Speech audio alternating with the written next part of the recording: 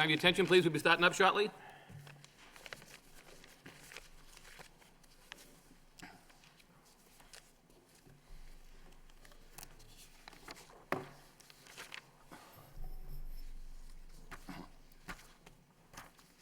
Good evening, and welcome to the Lowell Planning Board for Thursday, April 18th, 2013. The first matter on the agenda, we have a public hearing, which is 280 Fairmont Street for a special permit. The Lowell Planning Board will hold a public hearing to hear all interested persons relative to an application by Berkeley Development, LLC, seeking a special permit to reduce frontage requirement from the above address. The current lot total approximately 42,289 square feet of land. The proposal would divide the property into two lots. The area identified as Lot 1 would consist of approximately 78 feet of frontage and 20,172 square feet of land. The current building proposed to remain will be located on the area identified as Lot 2 and would consist of approximately 76 feet of frontage and 22,117 square feet of land. May we hear from the applicant, please?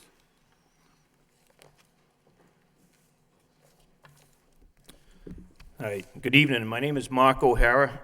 I am here representing Berkeley Development. I work for the Greater Lowell Engineers. We are located at 219 Jackson Street, Suite number 114 in Lowell. As you had mentioned, we're here for relief for frontage. The lot is located in an SSF zone. Required frontage is 90 feet. Under section 5.1.1.7 of the Lowell zoning code, frontage can be reduced by 15 feet. We believe that the applicant deserves this relief because in the neighborhood there are many existing lots that do not have the current frontage requirement. What is required for these lots in this neighborhood in the SSF zone is 10,000 square feet in area and 90 feet of frontage. As you had mentioned, both of these lots are oversized. They are more than 20,000 square feet in area. And one of them, as proposed, would have 76 feet of frontage. The other one would have approximately 78. Both of these lots will be accessed from individual driveways off of Fairmount Street, and they'll be serviced by municipal water and sewer, also located on Fairmount Street. The existing neighborhood has abutting lots to the immediate north along Greenwood Road that are approximately 5,000 square feet in area. Some a little bit more. I believe there's one slightly less. To the immediate south on Claudine Drive, these roads are both cul-de-sacs. Lots are in the 10,000 square foot area on average, a little bit more. To the east is a single family home located on an approximate 2+ acre lot. And across the street on Fairmount Street are some other lots. One's greater than an acre in area, and there are two others that are about 6,000 square feet. Frontage along the above lots is quite variable. On Claudine, which is to the south, they are about 110 feet of frontage. To the north, which I believe is Greenwood, it's a little bit less. It's about 80 feet of frontage. Directly abutting the lot to the southeast is an existing lot, 6,000 square feet in area and about 65 feet of frontage. And across the street is two other lots that have about 60 feet of frontage, other than the large one I told you about earlier, which has considerably more. An example of the proposed home has been included in the application packet. The application shows the proposed home to be set back approximately 65 feet from the Fairmount Street right-of-way. There's about another 10 feet to the actual ledge of pavement, which would be about 75 feet.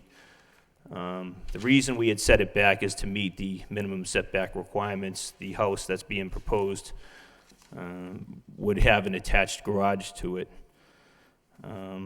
There's also an existing oak tree in the front. It's a large mature oak tree, and if we were to put the house up towards the front, that tree would need to be taken down. But the developer is flexible with regards to the position of the house. I think I'd keep it short. If you got any questions, we'd be more than happy to answer them. Thank you. Okay. Does anybody else want to speak on behalf of the applicant? Pardon? Does anybody else with you want to speak, who's with you tonight? I think they're okay for now, but for questions, they'll be here. Okay, all right. Anybody here this evening wants to speak for this project, either in favor or against? If you just come to the microphone and state your name and address for the record, if you would, please. Yes, John Green, 91 Elliott Drive. Our house is immediately abutting that lot in the back, not on the Fairmont Street side. The only question that I have is what impact this would have on drainage, because our lot is as I said, abutting it, but it is downhill from the proposed site of the house. And so our concern is that we just wanted to make sure that appropriate steps were taken to make sure that there isn't additional water that would be coming in the direction of our house, in the direction also of Claudine Drive. Those homes are also downhill from that lot. So from what I've seen, it looks as though the house is close to Fairmont Street. The question is, what type of paving in the back would be there, and what additional drainage issues would be created as a result of the home? So Thank you, sir. That's my comment. Anybody else want to speak on the project? Anybody else have any comments? Anybody else want to speak? Just come to the microphone if you could and state your name and address. Thank you. Christina Dulamis, 38 Evergreen Road. My concern is the property value. I'm concerned that with the addition of a new home in the neighborhood, that the rest of us, our property value will go down. I just bought my house recently last year, and I'm doing a lot of work to fix it up, and I want to not only keep the value of my home, but I want the value of my home to increase over the years. So I oppose the section. That's my concern. Thank you. Anybody else like to speak in regards to this project? Anybody else? Yes, just come to the microphone if you could, ma'am. Give us your name and address for the record, please. My name is Mary Fowler from 15 Evergreen Road. I am very much for building a home back there. I just don't want the home, me looking out my windows at this home. It doesn't appear that it would be. And also, there are a lot of trees along there. I'm wondering if they will be taken down.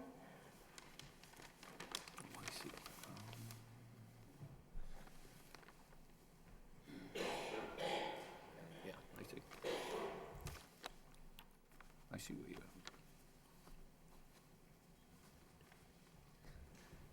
We'll ask the developer that. I hear some comments about the trees. Pardon me? I said, we'll ask the developer that Okay. question. Thank you. There were some comments from staff about the trees, and there was a rebuttal by the developer, so we'll get to that question. Anybody else want to speak? Yes, sir, if you would.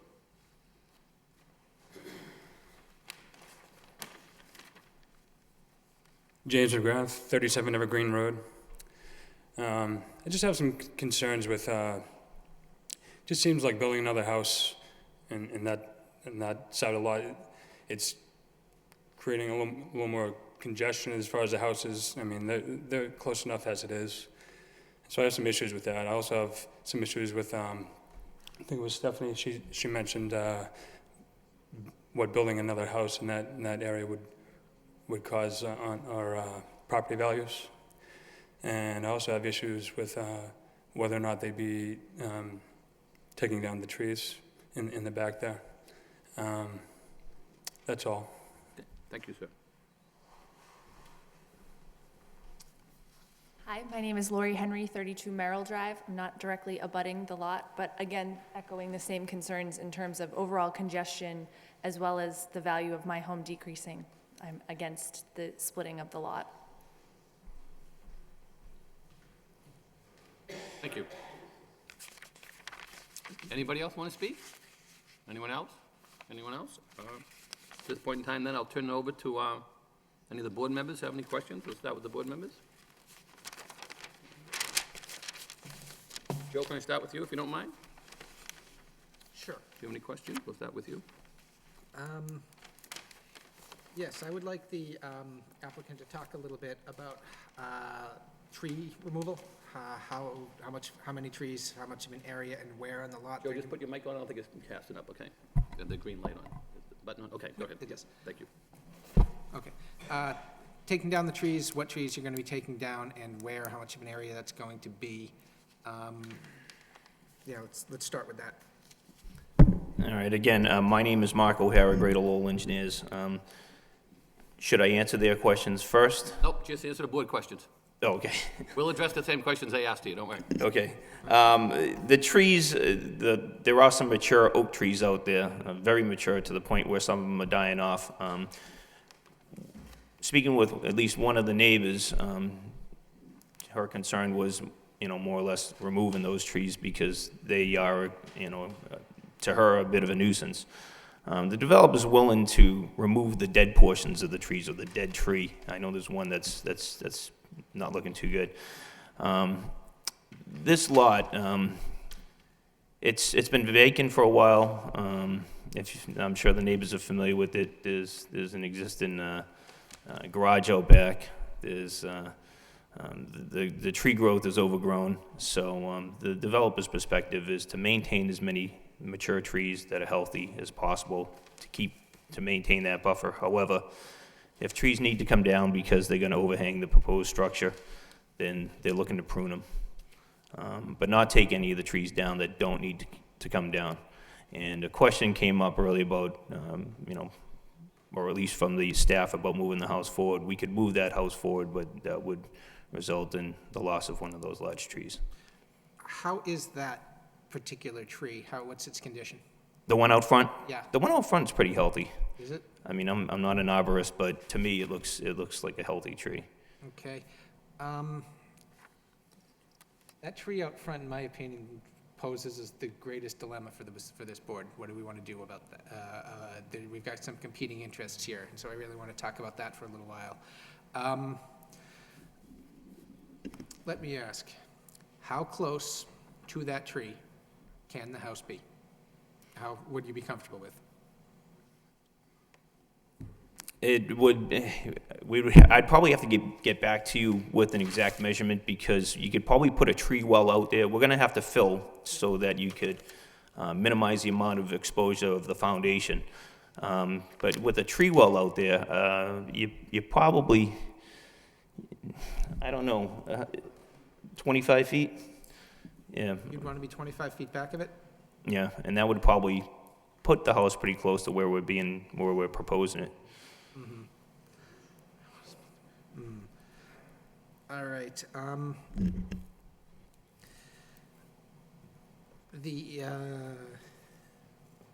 Okay, the question of drainage, have you done any drainage calcs on this? We didn't do any drainage calcs. The first reason is not required. Yep. However, the second reason, and more importantly, is the total amount of impervious area. There's an existing swimming pool with a concrete patio around it. There's an existing shed, there's an existing garage, there's an existing driveway that goes all the way out back to the garage. It would be balanced, so we wouldn't be creating any additional impervious area. The total amount of pavement that would be, the total amount would be dependent upon the final location of the house. If we do set it back, the driveway would be slightly longer.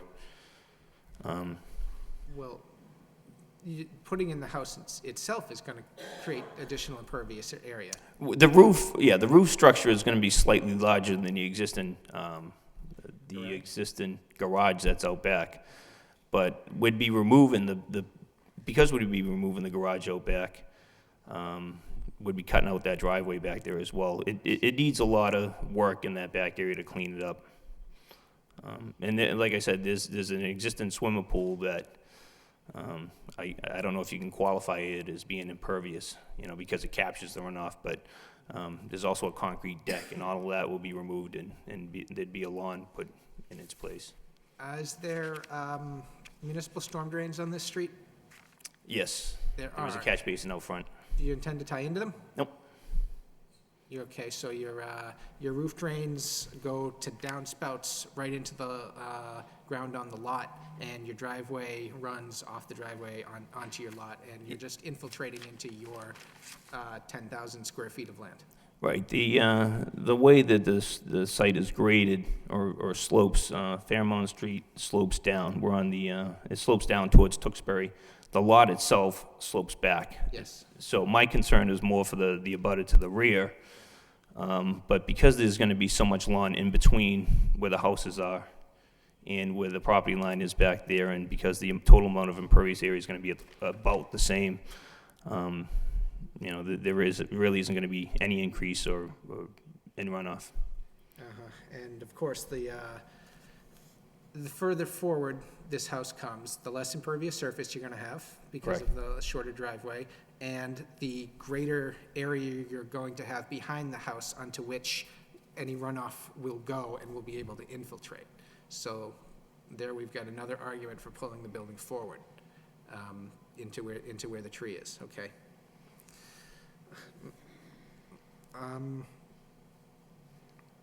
Okay, the drainage, the loss of trees. The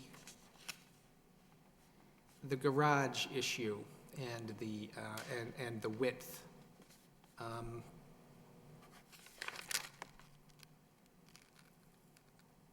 You've got a deep, narrow lot, and you're proposing a shallow, wide house.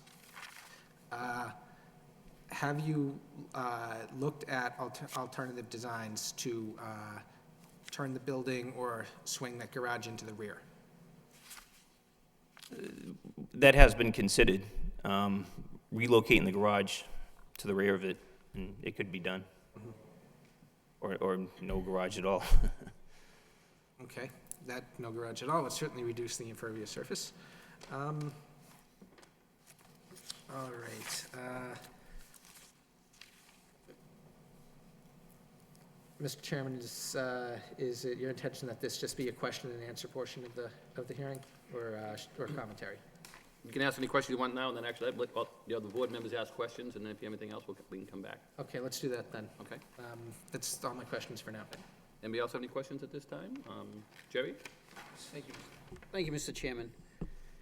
Just if I can just clear a few things up, or just kind of explain what we're looking at here, and then ask some questions as a result of it. But you know, we've applied this special permit in two other sections of the city on Harvard Street, and also a piece of property in the Centerville section of the city. And I think with the great success, being able to control the design and how the house was placed on the lot, and understanding that prior to the revision being made to the zoning code, the frontage on these in this zone was 75 feet. So what you're presenting today meets what was the frontage in this district prior to this change. And when this was enacted, it was taken into consideration that that was really put in place to take into account special areas in which the 90 feet would be appropriate based on what's around the lot. In this particular case, and really I think Evergreen appears to be the cutoff, is homes are closer together.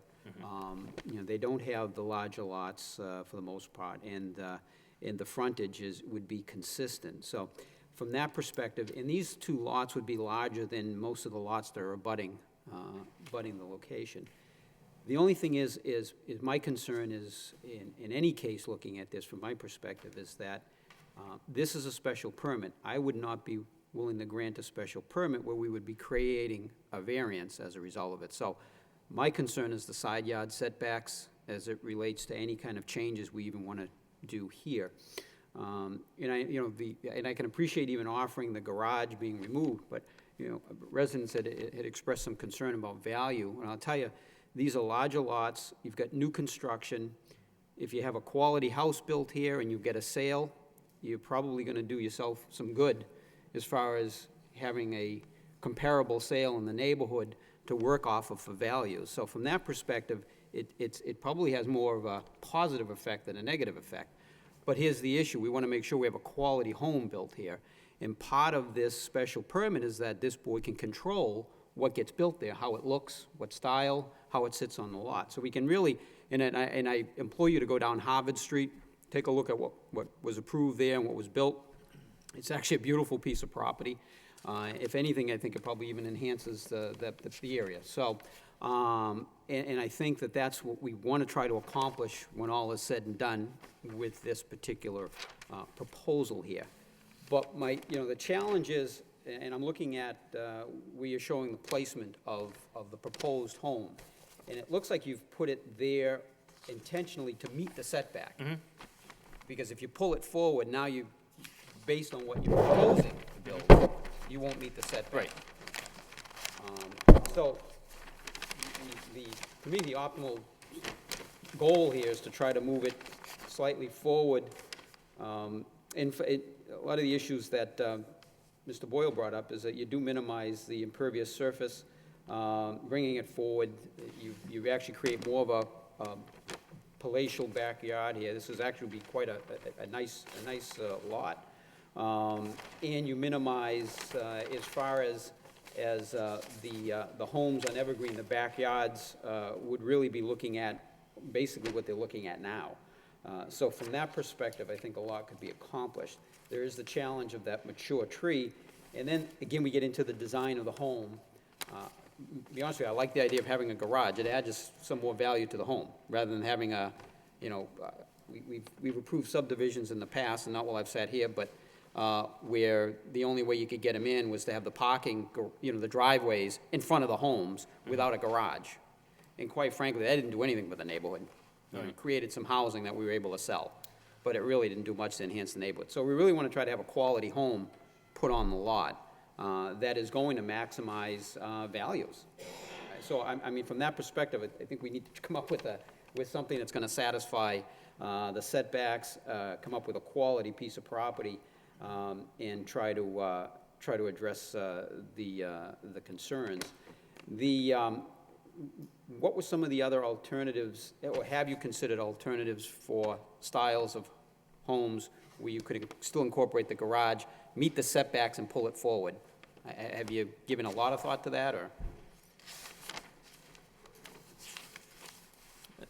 The builder has built some other homes in the area, not exactly in this neighborhood, but on Berkeley Street, down at the very end of Berkeley. It's across Rogers Street. Sure, I'm The familiar abutters with it. Yep. That came before us. Yeah, it did, yeah. Came before us several And times. it's been recent. I know he's just finished building them right now. So if the abutters, I just bring that up to the abutters, if they're looking at the style of house that he intends to, or they intend to go with. And again, the builders are flexible.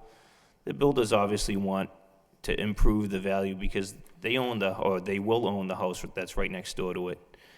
And they're going to try to do everything they can to improve that house, to make it more marketable, to dress it up, to clean up the yard.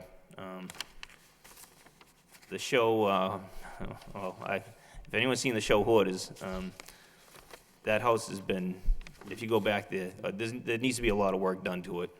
And it's going to be cleaned up quite a bit. The pool's a mess back there. The garage is falling down. There's a safety issue. It's all going to be cleaned up. And from my perspective, I believe that the house that they're showing, that they're proposing, seeing the ones in Berkeley, would definitely be an improvement to the neighborhood. I think, we'll see what comes out the rest of the hearing here, but from my perspective, I think what I'd like to see is the design of the home reworked. Probably look to have you come back, to be honest with you.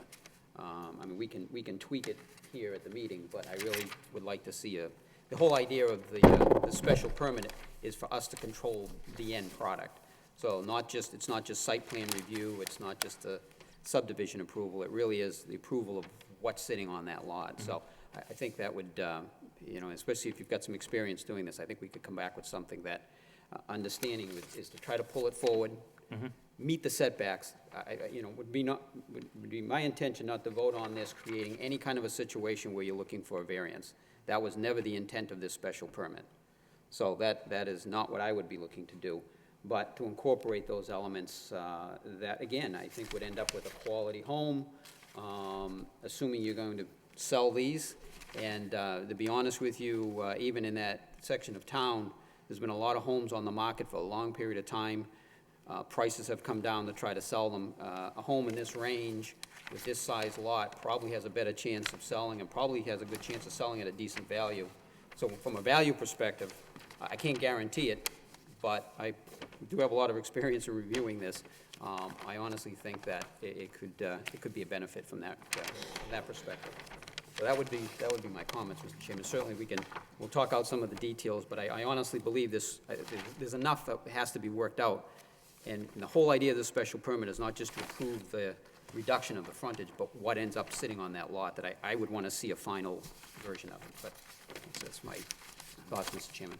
Thank you, Mr. Fischett. Mr. Genvin, any questions?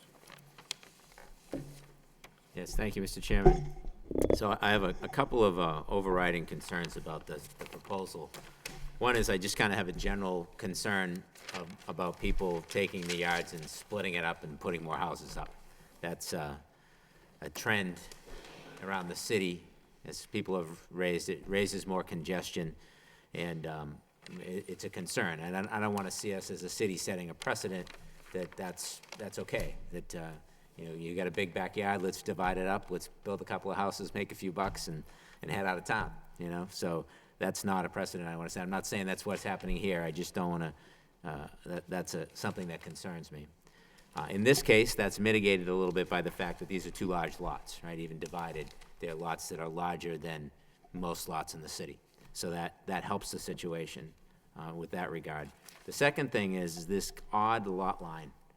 I have a real problem with these, arcing, jagged lot lines. I think it's problematic when it comes to, dividing, the yard when people are living there, and where's the property line. It's not easy to designate, and I think you're doing a little bit of gyrations here in order to meet the side yard on the existing house, and also meet the 75-foot frontage on the new lot. So I think there's some that's why we're seeing some bending and shaping here. So those are my concerns. My first question would be, the obvious thing is, why have you gone to 77.8 feet on the frontage? Why not just go right to 75 and try to keep that lot line as straight as possible? We can do it, and I think, I believe it was Mr. Fischett brought this up, that one of the reasons, or the main reason, that the lot lines look like they do is because of the change in the zoning. Had we come here a few years before, we'd have a straight lot line going straight back, and you wouldn't have that jog around the existing house. Right. The fact of the matter is, it's an oversized lot. Someone who does move in there is going to have an oversized backyard. I think they'd prefer to have a larger yard than a smaller yard, even if it is, often a bit of a jog. I think the front lot line is more jaggy or along the side than the back, even though it does go out at a flare it a bit. So that's what I'm referring to in the front, right? You have a frontage of 77.8 feet.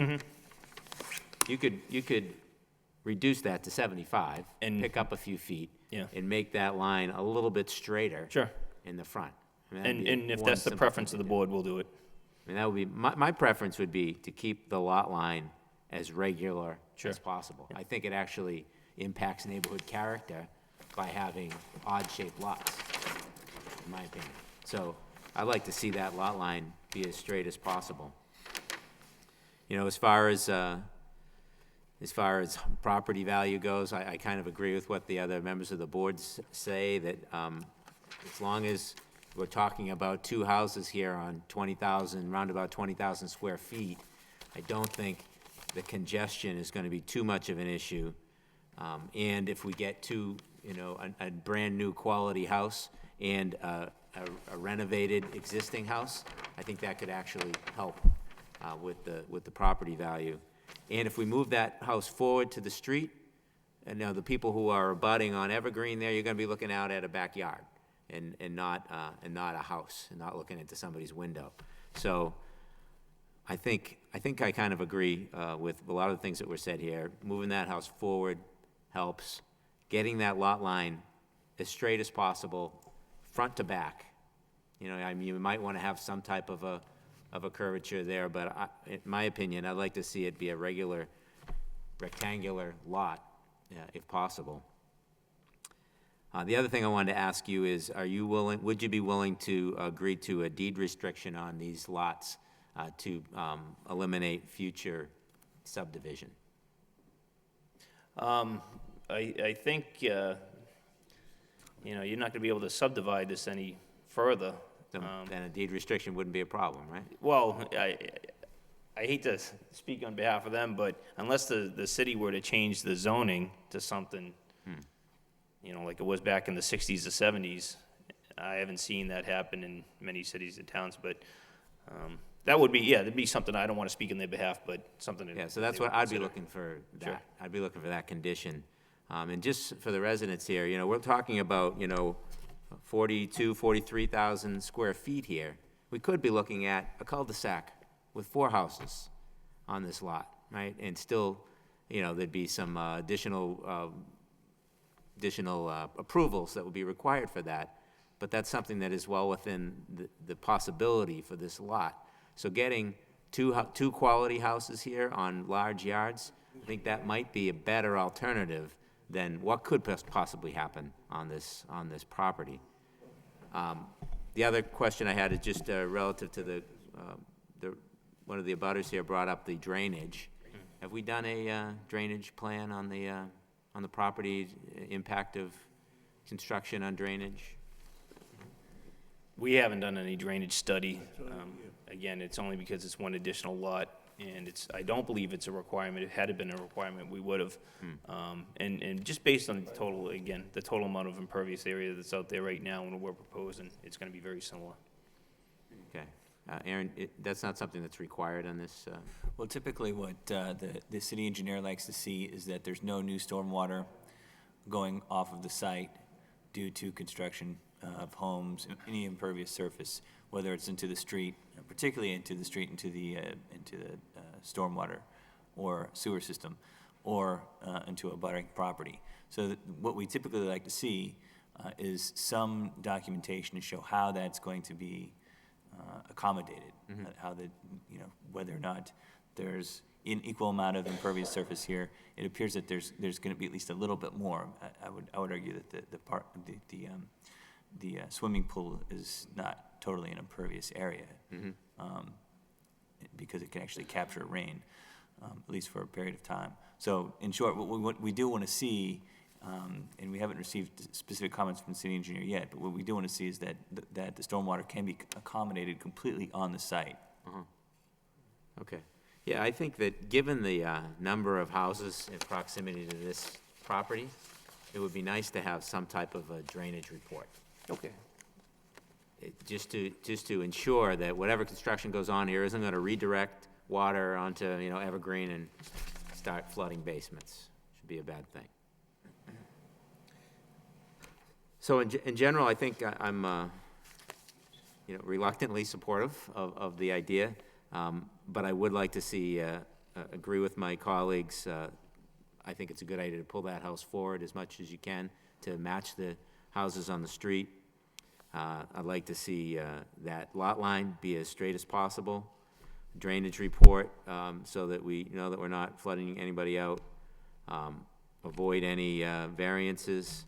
And the other thing is, trees. You may have to take down that tree in the front, so it would be nice to have like a landscaping plan and is there something we can do along the border there? Maybe it's arborvitaes or something like that to provide a little bit of privacy,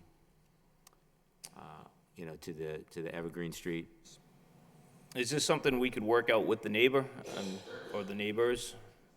Some of it, I've only bring this up because I've been in developments before where, the board may say one thing. Yeah. The abutter might say something else. Yeah. And I think that makes good sense. I think come up with a plan that people can agree to is even better. And finally, as Mr. Frechette was saying, we want to see some detail on what the house is going to look like. And also, I'd like to see some detail on what you're going to do to the existing house to sort of renovate that.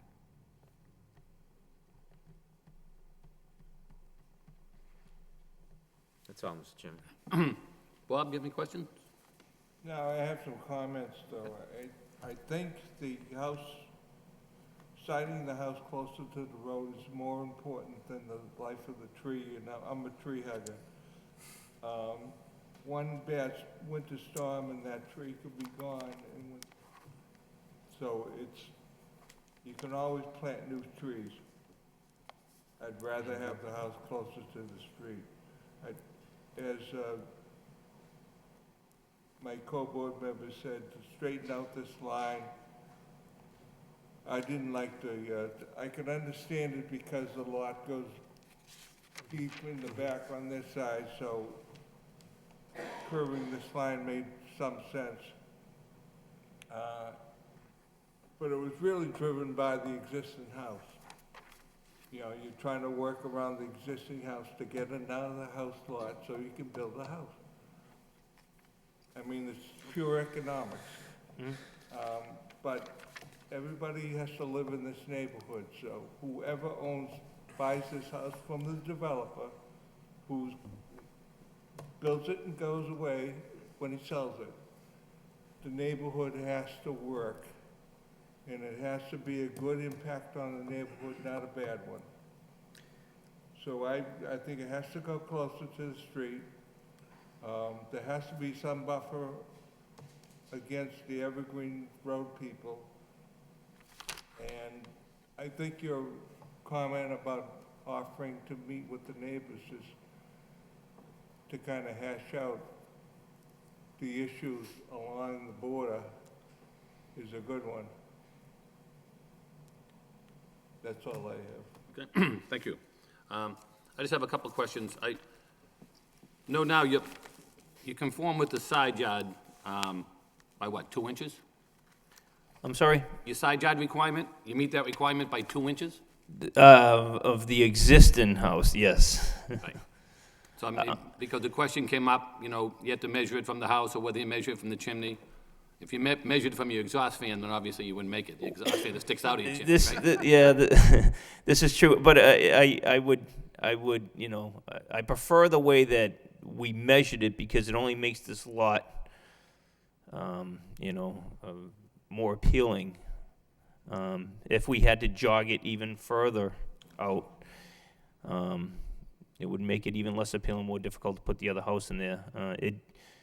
You know, again, my interpretation of the regulations was that the chimney could project out as far as 42 inches, and... Yeah, I believe Plan Development, I spoke with them about that, they did agree with that.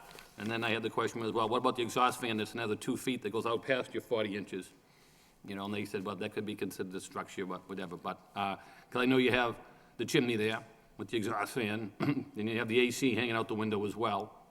I mean, so I think what the other board members mentioned, if you pull that line a little better, you could, I mean, you have 77.81. You could push that back a little further, so, you know, the side yard barely makes the requirement by the 2 inches, and the only reason it makes it is because the interpretation of the chimney. So if you took out the chimney, then obviously it makes it, but with the chimney, if you say that the chimney under the section, I think it's 5, what section is it? Section 5.1, they say not to include the chimney, so by keeping the chimney there, it really barely makes the side yard requirement, where you have on lot 1, the 77.81 feet, if you pulled that over further, you'd have a little bit more in the side yard, right? You can make the side yard a little bigger. Slightly, Instead yeah. of just 2 inches, I mean.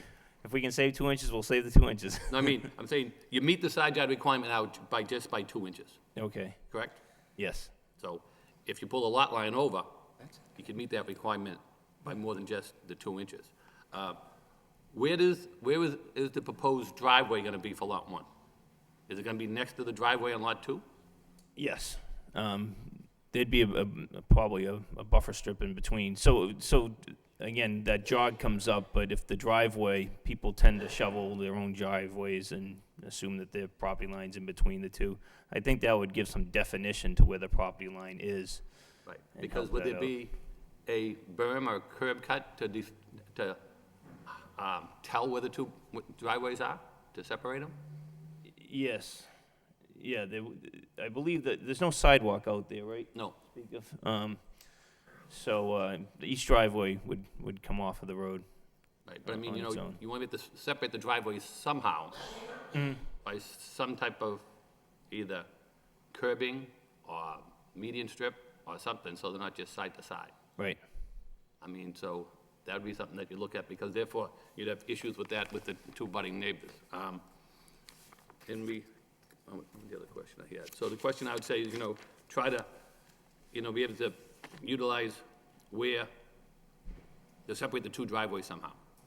'Cause I think if I remember correctly, Planning and Development had a question on that. Let me just take a look for a minute. Right. Yeah, on number 8 of theirs, a new driveway will result in a new curb opening. So you need the two curb openings to be 15 feet from the curb. And then they're saying that, under city standards, if you make that new development, under city standards, that does request a new vertical granite curbing, because that's what's requested now through the city. So you intend to put the vertical granite there? We're not proposing any vertical granite. Right now, there's an existing, like. Yeah, I'm familiar with it. I was there 2 nights ago, I know it. There's some across the street down a little ways on the right. and then Across there's the street fur- and down, yeah. Yeah, and then there's further down behind the fire station. Right. Yeah, but I mean, so what happens is when you come in for a special permit, even though that stuff wasn't there in the past, now you have to meet the new regulations and zoning regulations and the new zoning, and what the new criteria is, the new city standard is the vertical granite. So whether you're requesting it or not, the board can make that condition that you have it, because of the fact that's what, if you want to build something new there, you have to go by new standards. That's the same reason why you're coming in now, and you have to get the minimum for the frontage, because of the new standards that changed. I also agreed that, if you brought the house forward a little better, it would definitely make the character of the neighborhood, which is definitely the most important thing under the special permit. So if you want to leave it back there, and we come back, that's the chance you take to see whether it meets the special character of the neighborhood to be consistent. As indicated, I think, also by pulling it forward, I mean, on that lot that you have there now, you have the pool, and you still have that little shed that's up there, right? Unless you Yep. took it down today. Right, the Still little there. white shed's Last still I there? had seen yesterday, it was still there.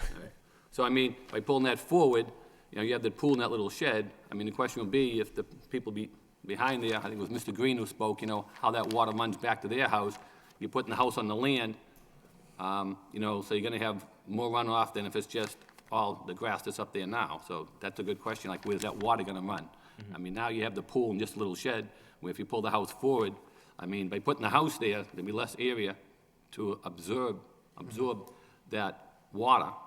So therefore, the closer it is to the street, less chance you're gonna have for that runoff going all the way back to pick it up back onto Elliott Drive.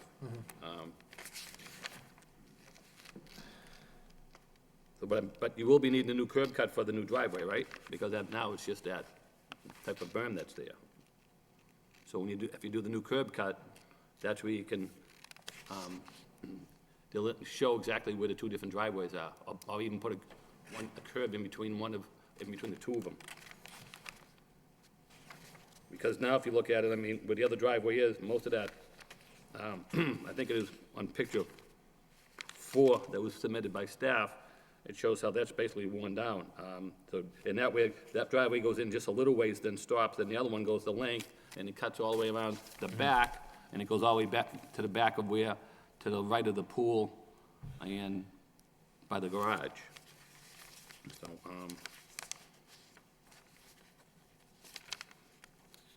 and I mean, I know Planning and Development gave you a printout of what that, I mean, just, to be consistent with the neighborhood, staff gave us a, printout of what the approximate frontage is on that street. So the question we have is, they need 90, so they can ask for reduction of up to 15 to bring them down to 75. So to be comparable in the neighborhood, these are addresses on Fairmont Street. 247 has a lot frontage of 85 feet. 252 has 60, 264 has 69, 279 has 55, 284 has 60, 287 has 58, and 290 has 93. So really, you have 1, 2, 3, 4, 6 out of the 8 would be less than the relief that you're requesting. Okay, then there's 2 more, 297 and 310, which is 60 and 81.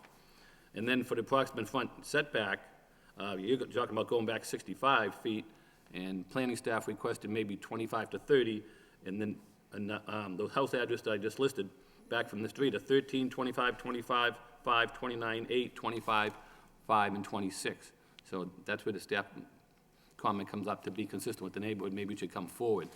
And I know you have a tree there, but I agree with Mr. Melvich, you can move a tree a lot easier than build a house and everything else. I mean, to do a 20,000 square foot parcel of land, build a brand-new house, I wouldn't build it all around a tree. Plus also, if you do remove that tree, it'd be a lot easier to build your house, getting the construction vehicles in there instead of just all trying to go around the tree, if that tree survives the construction. So those are the main comments I have. Does any of the board members have any follow-up comments as a result of what I said? Mr. Fischett? I have a Good, question. what? I'm sorry. It's all being driven by this wing of the existing house with the fireplace. Is there any thought been done on that existing house to take that wing off and alter the existing house a bit so you could have the driveway straight through that wing and you could put a garage in the back for the existing house?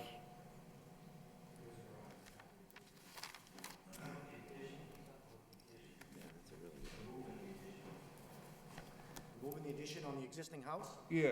Keep driving the cost up, it doesn't make any sense. You mean the fireplace? Excuse me, could you just identify yourself for the record, Oh, please, sir? sorry, Jeff Miller, Berkeley Development, Chelmsford, Mass. You mean just the fireplace or the whole addition? The whole addition. That would deplete the value of that house. Well, you said you were gonna do things to the house to make it, Yeah, we're gonna landscape it and clean it, pressure wash it. The house already had that's a new addition that was put on that. I don't know how long ago, but it's definitely newer than the rest of the house. There is a garage already out back. yeah, I know, I visited the site. And as far as the drainage, that lot goes down and then comes back up. So everything will be staying on the site. We're not looking to get the water to run anywhere else but on the site. We can move the house forward, I can take the garage off. The only reason why I had the garage on it and why he's got the lines like this is so we can make the setbacks. As far as that pipe coming out for the stove, we can take that out. But the house just needs, we're gonna clean it up, clean the yard up, landscape it, and then the new house, if you go down the end of Berkeley, you'll see that, I've been doing this since 1977, and I don't run away from anything, so. We're familiar with Berkeley, that came before us, we know the site, we know this site, yeah, we're familiar with it. Yeah. The one at the end of Berkeley Quality home, Street, it's right? gonna enhance the neighborhood if anything, I understand. I mean, we're doing this, and we wanna get a special permit grant that we can put, we could put contingencies on it that you guys want, like straighten the property line out, show you the house we're gonna build. But time is of the essence because the person that owns that house isn't doing very well. So it's on the option of us getting a spare lot to actually purchase it. There is a plan already that the realtor that gave to me that shows 3 lots on this. Right. We're not looking for that. And the problem with the 3 lots was it didn't make the frontage on the cul-de-sac, and it had a problem with the side and rear yards, correct? I'm not sure, Dana Perkins did it, but That's what planning and development has told us when they came in with that previous proposal, so we do have some information on file in regards to that. But the alternative was we were gonna do a waiver and get that lot and 2 other lots, and everything would have been met. But A waiver for what? to subdivide, So you have to come before us for the subdivision, and we'd Right. have to give you the waiver. right, then you exactly. have to- But I figured this is the easiest, huh? Yeah, so either way, you'd have to come before us, right? Right. For whatever waiver you're requesting, correct? Right, Same as tonight, you're requesting a waiver, so, yeah, Right.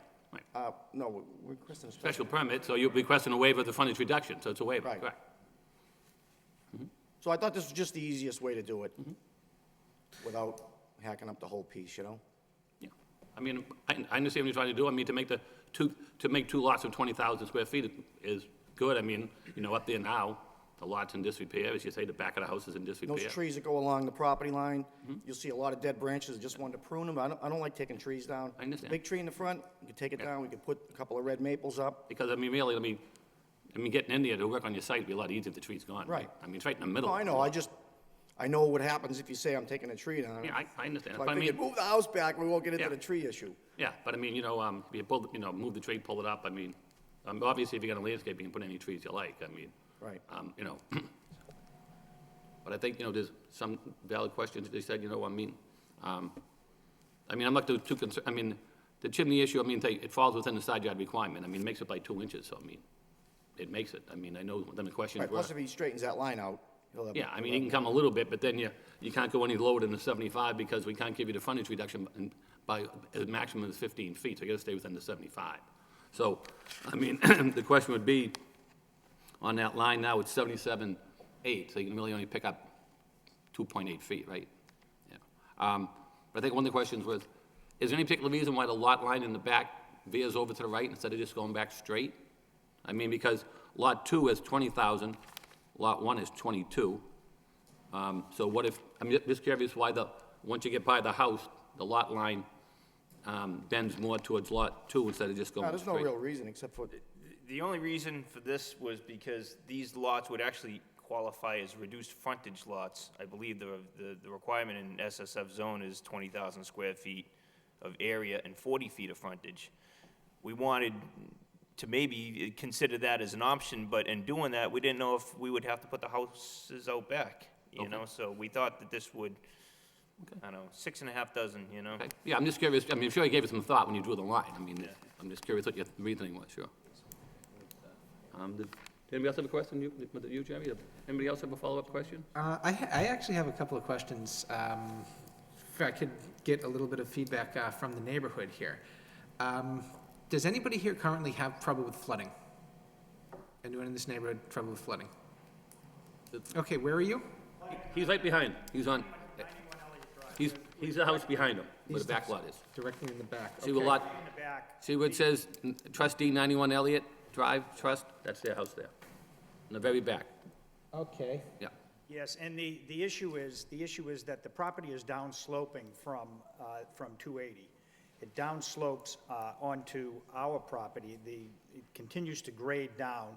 The very front of our property, not our house, but the very front of our property has become flooded over the last couple of years and is now standing water. It When you almost never drains. When you say front, you mean by the cul-de-sac? By the cul-de-sac on Elliott Drive.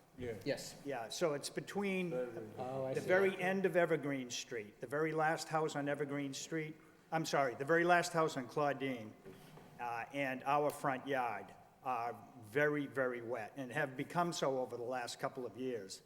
And it's a result, I think, of construction that has taken place up the hill So your backyard abuts these backyards, correct? directly. Right. That, the whole back line of their property is the back line of our property.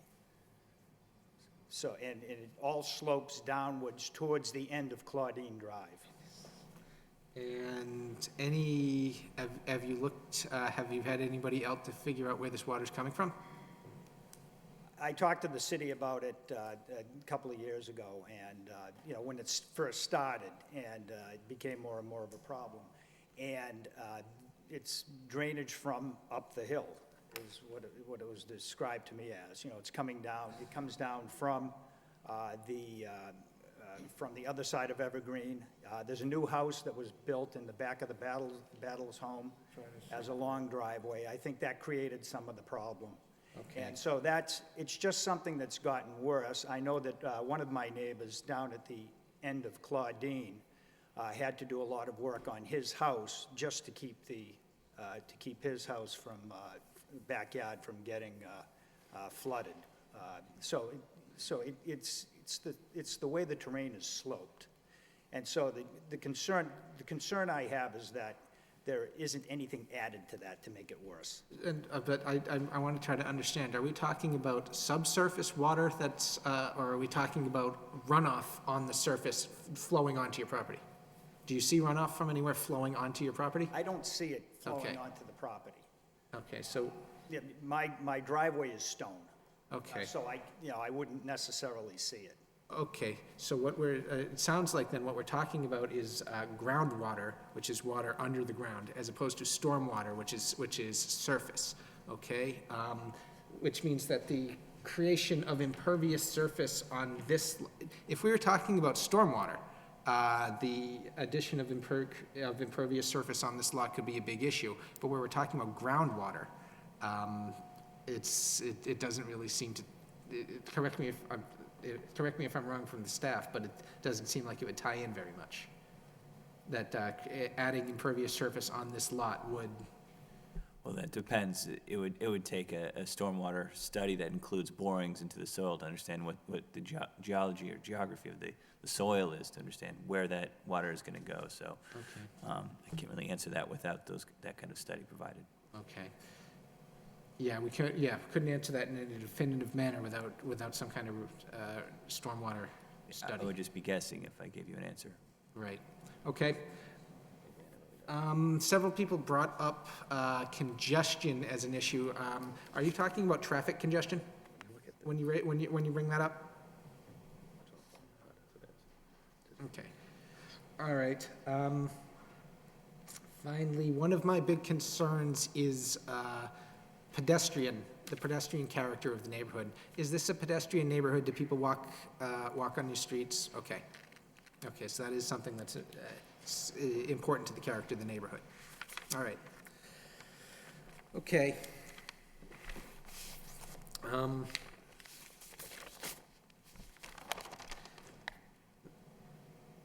Mr. Chairman, I think we need to know more about the stormwater issue where there is a current, there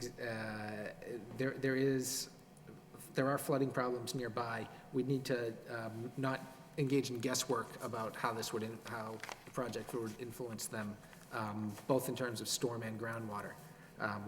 We need to know for sure. I think the fundamental idea here is sound.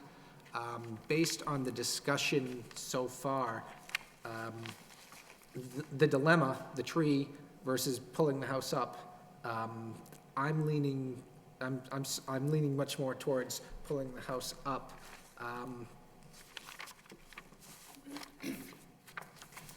In the application, the applicant's answering the questions,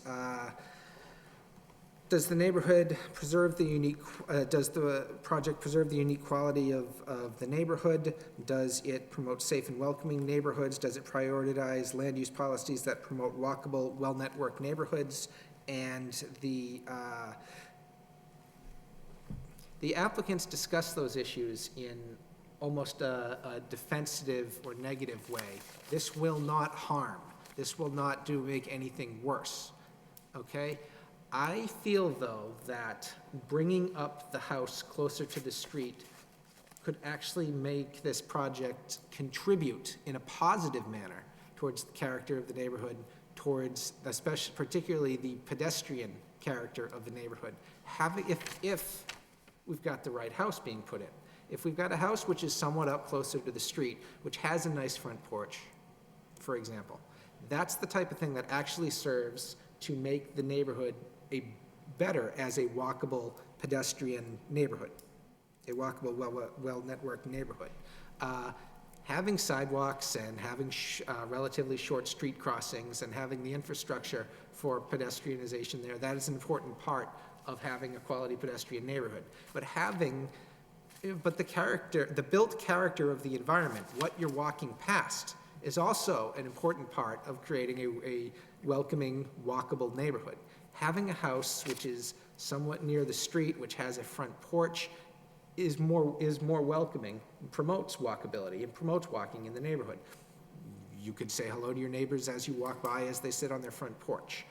This is as much an issue of people as it is about concrete and curbing and crosswalks. So I think that done right, this project could actually be a plus for these things, and we don't just need to talk about how it isn't going to detract from.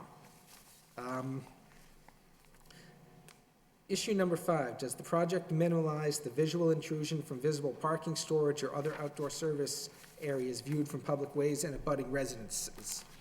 The answer here is not applicable, but it is applicable.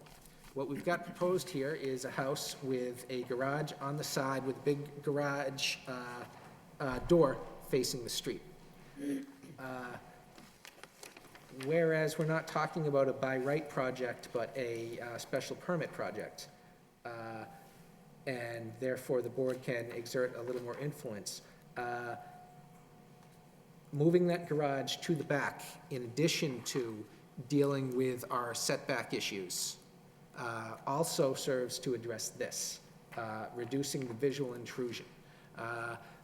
Garage doors facing the street are not all that appealing, really. If you can have the cars disappear around the back, that's exactly what this is about, what number 5 here is about. And so I would really want to see a revised plan that puts that garage into the back.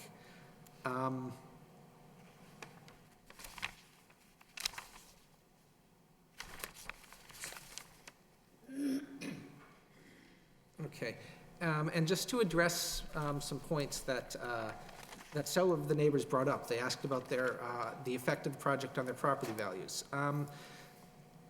The square footage of the house you're proposing to build, how does it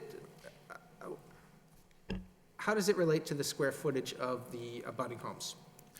Is it a larger house than the ones that are built out there? It depends on what you consider an abutting home. A direct abutting home, it would be larger on average. There are some very large homes up the hill that, dwarf this home. Yeah. And again, those homes have been on the market for quite a while. We have to consider the market in this situation, The developer would more than love to put a giant house on that lot and make more money, and maybe the abutters would like it too, but that's just not in the market right now. We have to put a cost-effective house that someone's going to want to buy. And, I apologize by the language that I might have used in that application, saying it would not, take away, only because I'm an engineer and I like to speak on specific numbers. I see those items as a matter of opinion. Some people might want a garage in the house, some people may not. But in my own professional opinion, I believe that the house that's going in there and the improvements to the existing house are going to improve the values of that neighborhood. I mean, that's, there's a chance that maybe it couldn't, but I mean, 99 out of 100 times, this is going to be a benefit to the neighborhood. The trees, we can work that out with the abutters. The landscaping, I think this is an opportunity for the abutters to meet with us and voice their opinion. And, I don't know if we can't fix drainage problems that are downhill, but what we can do is guarantee that there's not going to be any increase in runoff. And maybe we could even reduce the amount of runoff, My question about size, I think I'm not talking about the big houses further up on the hill. I really am talking about this street, the directly surrounding streets. This project is going to be in that part of the neighborhood, and it will be a part of that neighborhood. And so looking at it in terms of its relationship to, the big houses on the hill, that isn't really the neighborhood that we're talking about here.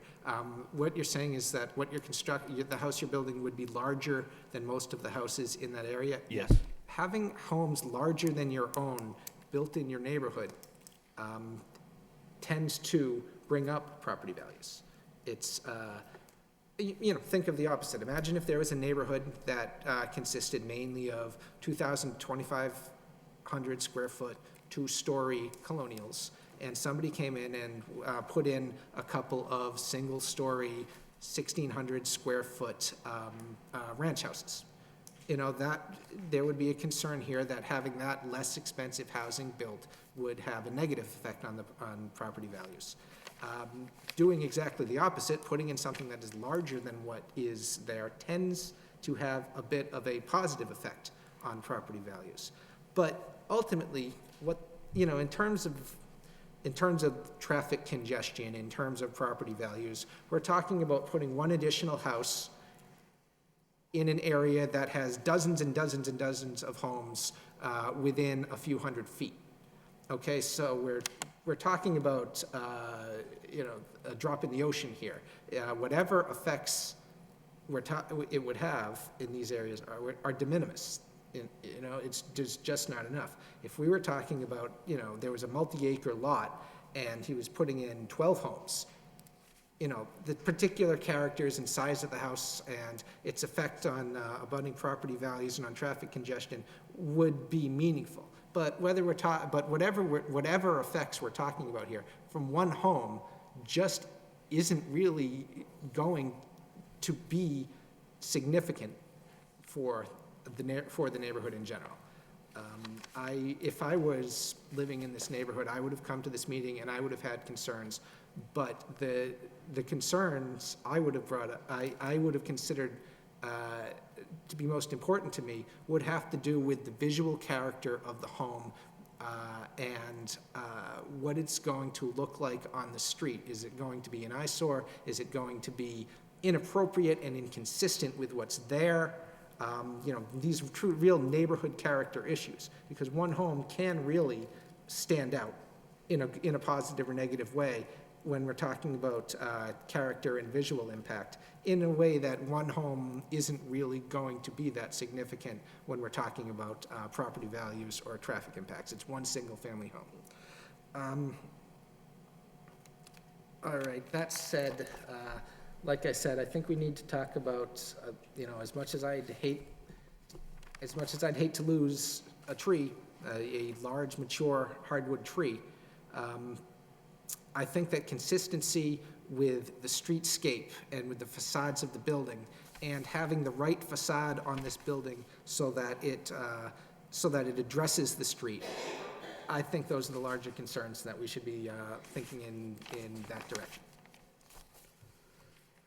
Anybody else follow up? Does Planning and Development have any further comments? I know we received your memo from Joe dated March 27th. Anything further? Aaron and Joe? No, nothing further, Mr. Chairman. Okay. Any of the board members have any follows up? Mr. Chairman, Go ahead, Mr. Chairman. I'll make a motion that we delay action on this approval, or delay action on this public hearing, and ask the applicant to bring forward a modified plan. And in that modified plan, we are asking them to consider bringing the house closer to the street, possibly moving the garage to the back, straightening the lot line as much as possible, meet all the codes of the city, so no variances, provide some kind of buffer to Evergreen, the house is on Evergreen Street, and meet with the neighbors to determine what makes sense, provide us with detail on what the new house is going to look like, as well as detail on what you plan to do on the renovation of the existing house, indicate acceptance of vertical granite curbs on the street, acceptance of deed restriction prohibiting future subdivision of the properties, and provide a drainage plan showing that there will be no additional runoff into the abutting abutting properties. I cover everything? Can we speak on one of those items? Sure. Which I think is very important. It's the vertical granite curbing. I know it's a standard in the city. And I only bring this up because I don't live too far from this development. And on my road, there was vertical granite curbing going around the curve. It must have been a requirement for curved areas, and then it transitions into bituminous curb. What I found on my street is that the vertical granite curbing is tipping, and it's going back into the street. And the street that I live on is probably paved in the mid-'80s, and it's still on its original course of asphalt, which is in need of repair. If they're going to replace that roadway, they're going to have to go and reset all that curbing. The cost of resetting curbing is a lot more than putting in a machine type of Cape Cod berm. So in this situation where you've got really minimal amount of vertical granite curbing in the neighborhood, and then all of a sudden you come to vertical granite curbing, if that's got to get reset, whether it gets hit by a plow, whether it collapses into the street, is going to be it's going to be a burden on the people of Lowell. So I just bring this up. It obviously is a larger cost or more significant cost to the developer, but I also just want to make it known that it is also a more expensive maintenance cost. So this is a list of things we're asking you to consider in the new plan. Oh, okay. I didn't know if it bring was forward. They're not conditions at this point. Okay. So I think you can make your case when you come back.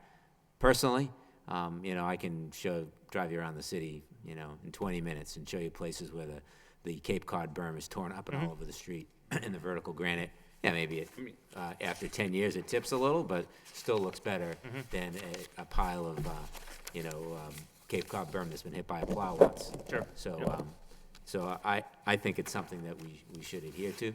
But again, these are not, at this point, it's not a condition. It was the only one that you brought up that we didn't have an opportunity to discuss Mm-hmm. or hadn't discussed. And I think all the other ones, and including that vertical granite, is something that obviously the developer's willing to consider and to revise in the plan. Okay. That was more of a matter of my own opinion, that's all. Mm-hmm. Yeah, do we need to?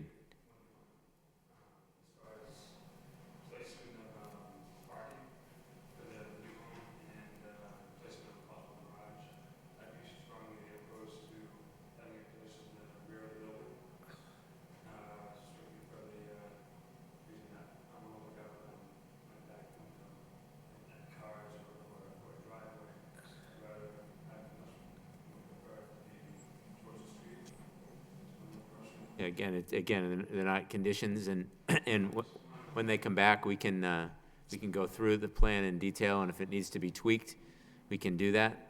So, The only other issue, I think, in addition to, I said that you should talk to the neighbors about the Landscaping, The landscaping, if you're gonna collect a group of neighbors, I think it would make sense to discuss maybe, find out what's on their mind beyond just the landscaping, If there's issues you can head off before you come back to the next meeting, I think that's a good thing.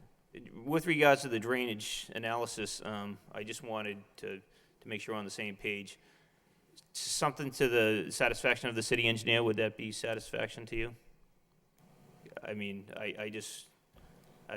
Yeah, if the city, I don't know, speak for the Yeah, chairman. I wouldn't have a problem with that, as long as, something that shows that, no drainage is gonna leave the site. Yep. You know what I mean? So it doesn't affect the people in the back, the people on the side. I mean, this gentleman here said he doesn't want any more, obviously. You plan to keep it on site. I mean, when you're doing the construction there, I mean, you know it slopes to the back just by looking at it. I mean, you as an engineer knows a lot better what the grade is there. So if it has to be tweaked a little bit, or when you're doing the construction, if you put something in the back there to stop it from running that way. But anything the city engineer, obviously, Okay. if they had a comment on that and said that would fix it, I'm sure it would be amenable to that. Okay.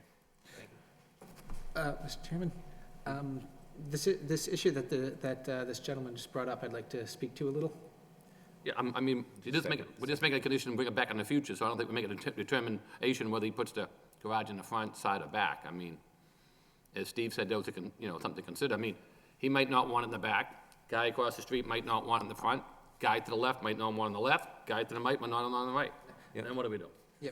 If you're gonna straighten that property line, So what do you do? Tell him no garage, which he's entitled to have under the zoning? I mean, if you're pulling the building forward and straightening that property line, and you still gotta meet the city code for side yard, then you might have to think about moving the garage, right? That's all, I'm just thinking that, the house is gonna have to get a little narrower in order to bring it forward, I think. I haven't done the measurements, but. Again, yeah, you're bringing up ideas. I want to take them, put them on paper, obviously speak with the builder and see what's feasible and come up with what we believe is the best solution, to not just the developer, but everybody involved. Mr. Chairman, I'll second the motion. all in favor, say aye. Aye. Do you want a date certain to come back? Or do you just Yes. want Sure. How soon do you think you'll need? We meet the first and third Monday of the month. You want to meet the right one Thursday night tonight just because of the holiday? I would like to meet as soon as possible, I think next it's May meeting if 6th. possible. May 6th? May 6th, yes, that's May 6th, which would be 2.5 weeks. I don't know if that meets your criteria. If not, we'd go from May 6th till May to May 21.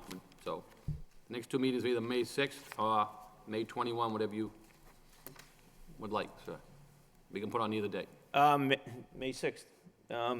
I don't see any of these that we can't change. I think as long as it shouldn't be a problem. Okay? And if you have a problem with that, let us know in advance. We can notify try to notify the neighbors, if you need a continuation, okay? Absolutely.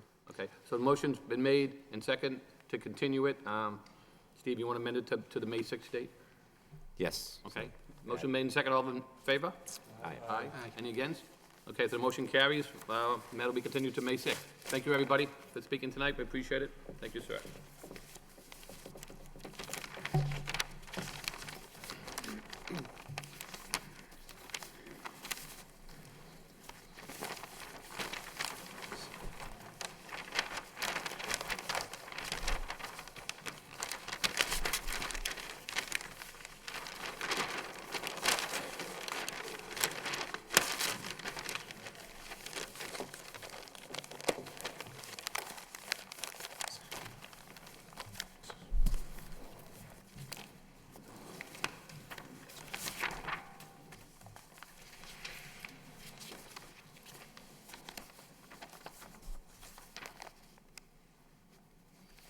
Okay, moving along on the agenda, the next matter we have is under old business, which is administrative review for River's Edge on the Concord.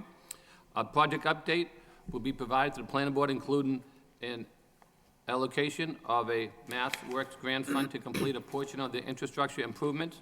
The board will also consider a request to adjust the parcel designations regarding open space and recreation requirements, as well as the relocation of a single-family building lot to better align with phrasing of the development project. And we hear the applicant, please. Mr. Chairman, just quickly, I will be abstaining on this issue. Okay, thank you, Mr. Fischett.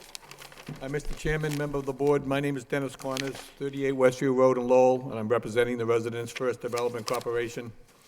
As you know, the city of Lowell had applied for and received a $1.5 million grant from the Mass Works state program.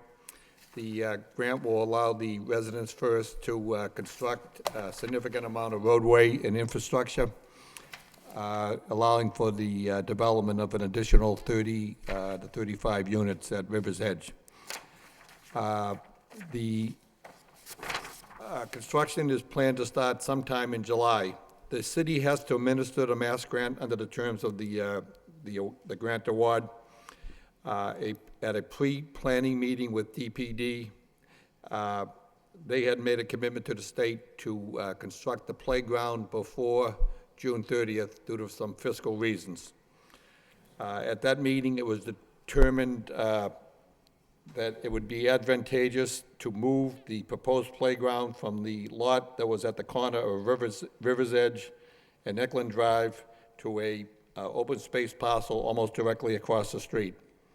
This was necessary because the roadway would not be constructed at the place where the playground was previously planned for. Our request today is to slightly change the configuration of the subdivision by taking that previous playground, converting that to a house lot, making the open space parcel directly across the street into the active recreation area for the playground, and to delete one lot out in Zone 5 to make up for the new lot created at the old playground. The lot in Zone 5 would be highly expensive to develop, so it makes development sense for the corporation. That's it in a nutshell. I can get more technical, but Thank you, Mr. Corners. that first thing took me a while. Does staff have any comments on this plan development? Aaron or Joe? I mean, I know this started before both of you guys came here, so. I know this. I think this project started before both of you came on staff, right? I mean, Yeah, I it recall does. when it first started. When did this first start again, Mr. Corners? I was as young as Aaron at the time. That's what I'm saying, 'cause I know we've been through it quite a bit, 'cause. Yeah. I mean, Yeah. this is just a swap of the parcels, Yeah. and it's what the city wants us to do. The one, I think generally, Mr. Connors has covered everything, and everything absolutely correctly. The one comment I would say is I think it's parcel number 3 on sheet number 1. Says it indicates that it should be defined as an open and recreation space. That's, okay, yeah, kind of long triangle piece, yeah. I would recommend that actually stay as a drainage, an open space for drainage purposes. It's heavily encumbered by a drainage easement. It's not a great space for recreational open space. It's narrow and long and behind people's lots. And just by the calculations provided by Mr. Connors, it's not needed to provide Open space? the open space for recreational purposes. So I would leave that as just a drainage. That's no problem with us. Yeah. That was I just a mean- reclassification of the land. Otherwise, I think changing the open spaces, the active open spaces to the side of the street does accommodate the playground. Finally, we've been trying to get that in place for quite some time, so that'll be a benefit and amenity to the neighborhood. And just echoing Mr. Connor's comment about the lot in, I believe it's Zone 5. Yes. That will actually make that development a lot easier. There's a fairly large retaining wall that was a part of that development lot. So it makes sense from an environmental perspective and from a recreational Is perspective. that on sheet 2 to convert to the open space, that lot you're talking about? Correct. Okay. Yes. Yeah. Now, I know, and correct me if I'm wrong, when it came back before, where the open, the one that's gonna be converted to the house lot, Yes. was that open space lot before that they were gonna put the playground in, and then decided to put it across the street? No, under the board's recommendations, we were required to put 2 playgrounds in. Right. That was going to be the site of the first playground. That's what I thought, yeah, which the one that we says were convert to open house, right. That's right, yeah. Right, okay, yeah, and then it ended up going across the street after we had a long discussion on that part, right? Yeah, then, across from, Right, I remember that coming in because I remember we had quite a bit of the neighbors here, and we spent a little bit of time on that. Yeah. And then, so we tried to make an agreement that satisfied everybody, make that the open space, keep that wide open, and then do the playground across the street, okay, I mean, so go from one to the other, okay. yeah, I mean, really, this is just to move the playground and keep the original intent and number of lots Right. of the original subdivision plan. So I know you mentioned something about a timetable for June 30th, what was, Yeah, the city had made a commitment to spend the playground money by June 30th. So this will allow them to accomplish that. That's kind of between them and the state. okay, But we'll probably break ground on the actual construction of the rest of the grant sometime after July 1st.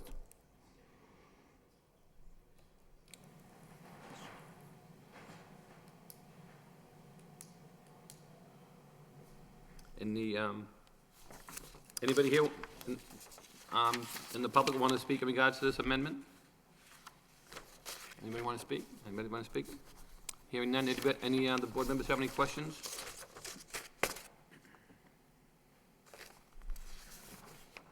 So, this falls in just, basically, I know it says administrative review, but it wouldn't be an amendment to the site plan?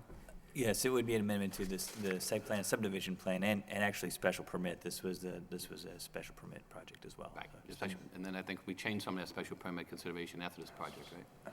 That's correct. Some of the changes were This made. came yeah. before that, yeah. Yeah, and then, Right. yeah, I recall, yeah.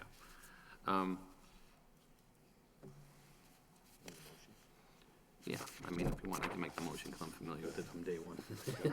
You know what I mean?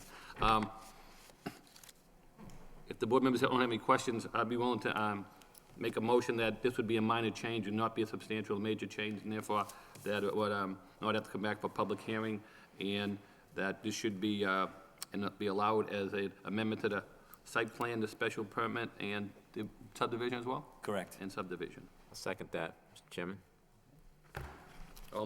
Motion's made and second. All in favor, say aye. Aye. Any opposition? Hearing none. Matter is approved. Good luck. Okay, thank you for your time. You're welcome. We spent a lot of time on this. Read a lot. Yeah. Read that one on this here. Next matter is a partial bond release on 685 Lawrence Street. The applicant requests the planning board authorize the partial release of funds relative to infrastructure work implementation on site in accordance with the prior approval of the board. May we hear from the applicant, please? My name's John Darling. I live at 75 Dunbar Avenue, Lowell, Mass. And I'm here for 675 Lawrence Street. I know the planning board representative was out there last Friday, or Friday, I think, looked at the project, and everything wasn't done. I do have some pictures. Says we did the hot top and some other work, and I'd like to give them to the Yeah, you planning can board. approach.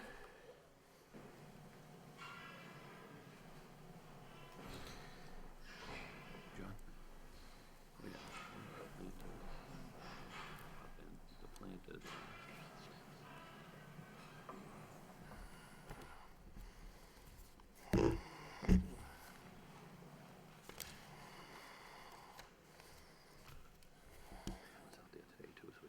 You want me to speak while you're looking at them? Sure, I'll just take a peek and yeah.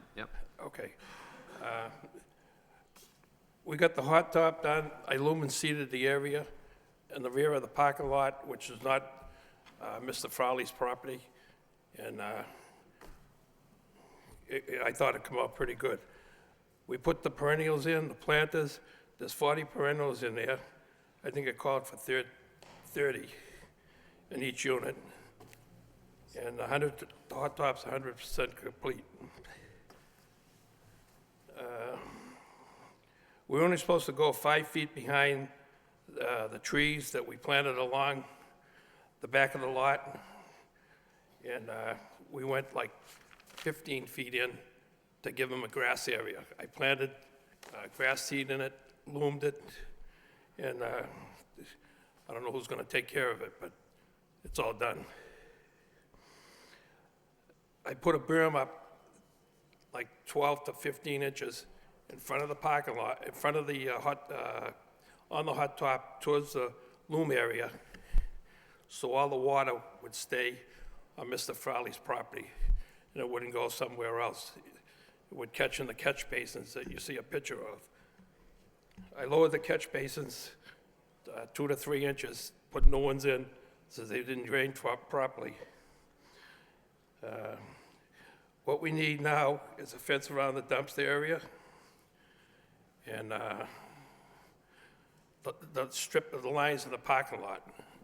So everything that we were supposed to do is completed. I think the planning board gave us to June 30th to do it.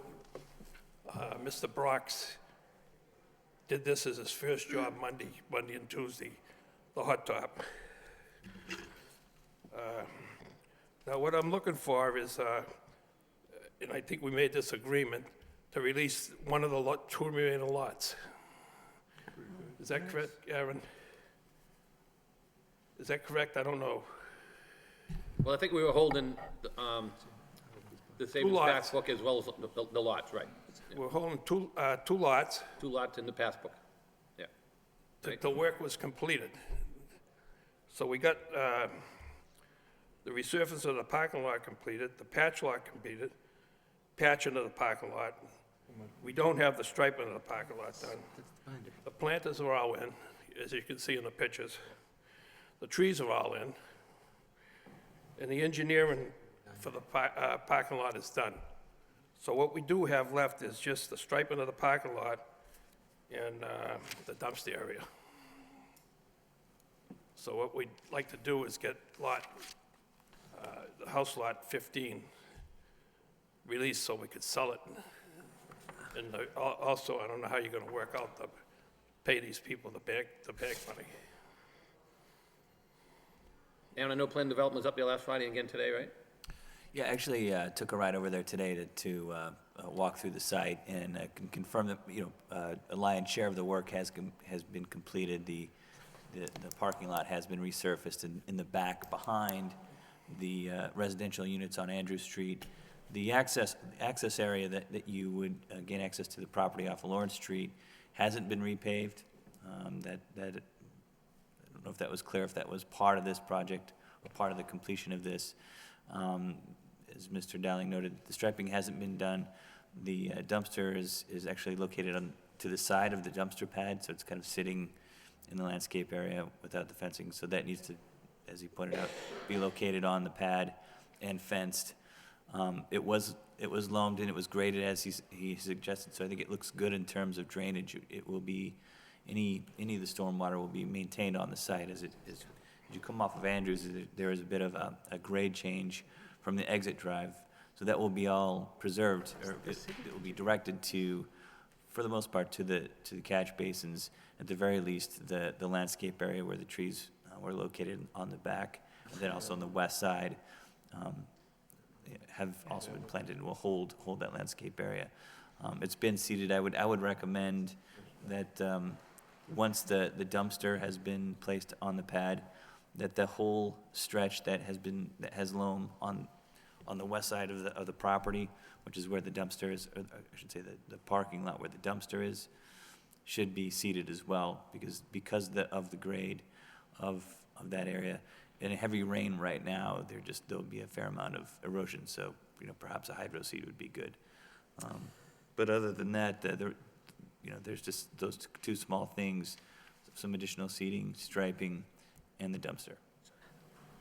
Did you mention a sign too? Oh yes, thank you. As the chairman pointed out, as a part of the striping for the parking lot, there's the parking spaces. There was arrows for direction, providing direction to vehicles to get through the site. There's also a do not enter sign that is to be located on Andrews Street to alert drivers that you're not accessing the property from Andrews. That's the exit only. The entrance to the property is off of Lawrence Street. So that's the other final piece that needs to be added. And those signs are not in? The sign is not in. It's a just single the sign. one sign, right? The do Yeah. not enter sign from Andrew Street, right? Yes, correct, yep. So basically, it's the striping of the lines on the parking lot, putting, fence in the dumpster and put it back on the pad, right?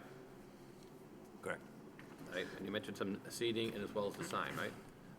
So we're holding 2 lots, and what was the value of the passbook that we have, I forget? It was $47,936.39. 47,930, okay.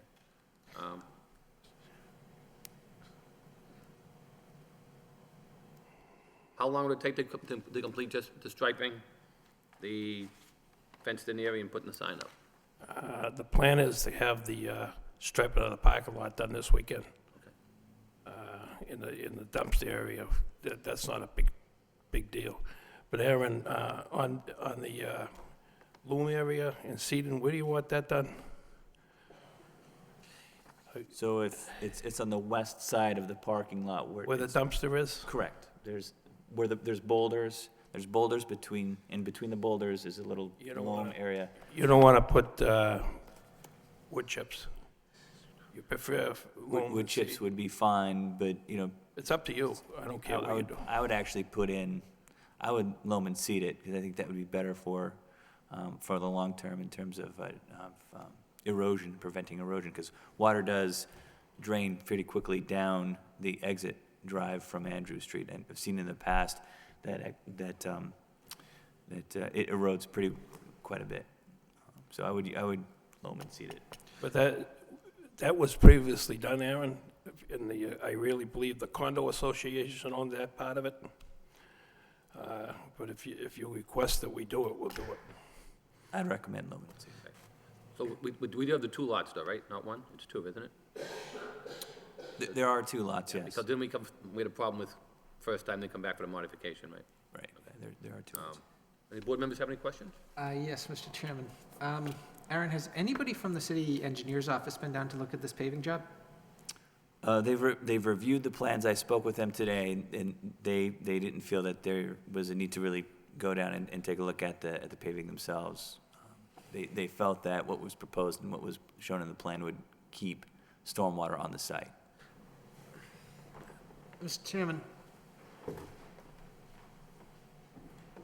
looking at these photos, this is your top coat?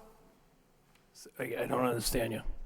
I'm sorry, this pavement shown here, this is not your binder coat, this is your top coat? This is present what it looks like as of yesterday. Okay. Looking at these photos, it's a little unusual to see these types of seams in a top coat, where it's coming together. This is not what, paving projects are not what I do for a living, but I have some questions about how this was done. I would feel more confident if somebody from the engineer's office actually took a look at this pavement and make sure that it's... Excuse me, is that the area around the electric panel stuff? That has to be done by hand. From the picture, yes. You know what I mean? It can't be done with a machine. That's the lines. That's the lines where the paver went down. Right. So width, right? Right.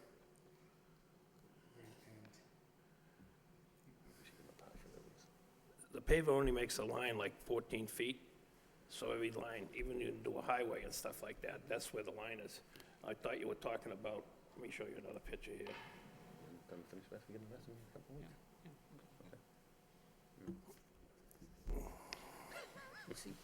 See this area here? That has to be done by hand, since the paver can't do it. You know, and the rest of it's done by machine. So these are the widths of the machine. Right, I understand. Okay. Yeah.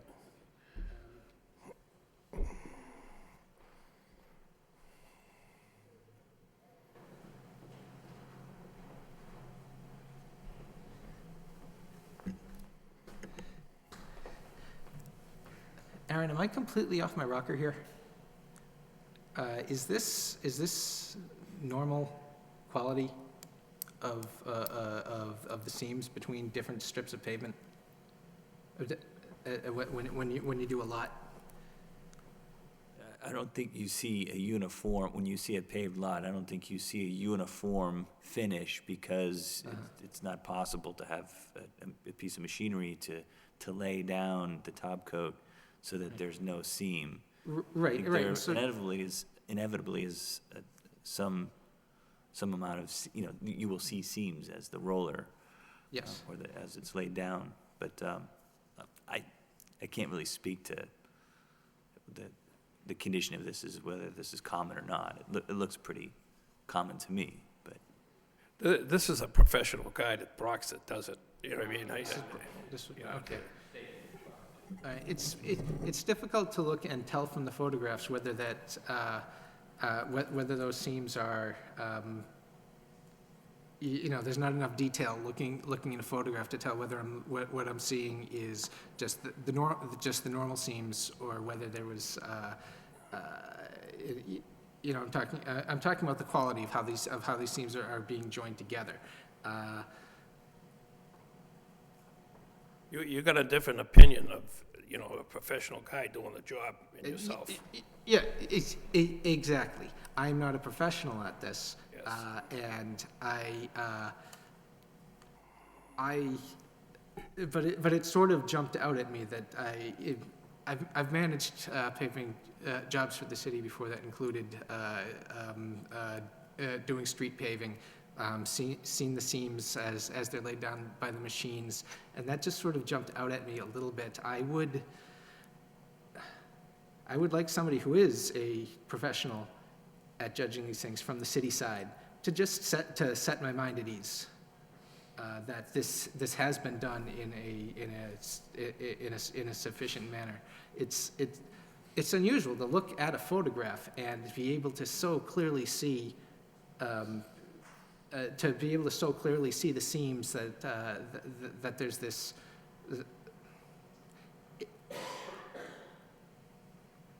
I would be more comfortable hearing from somebody in the city engineer's office that this was, that they're satisfied with how this was done. No, in talking about the seams, as long as they are homogeneous seams, and then there's not gonna be a future crack there. Right. And I could vote on it tonight as long as that's a condition of the vote. Yes. I don't necessarily need to have wait till the next meeting and have somebody come back. Just to get a confirmation from the city engineer at the staff level would be fine.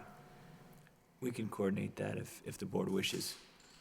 We can coordinate that if the board wishes. Mr. Chairman, just briefly my thoughts. I guess in the future, what I prefer, and I've seen in towns, is when this request was coming before us tonight, is somebody from the engineering department should have been out there and then give us some value as to what remains to be done. Because I think at this point, we've been addressing issues with the owner of the property, but quite frankly, I'm not real impressed with the way we handle this coming back before us. I've seen this at the town level, where the board would actually get a breakdown of, the work that had been completed, what a dollar value is that's left, and then it helps this board make a decision, rather than us arbitrarily try to figure out what's left.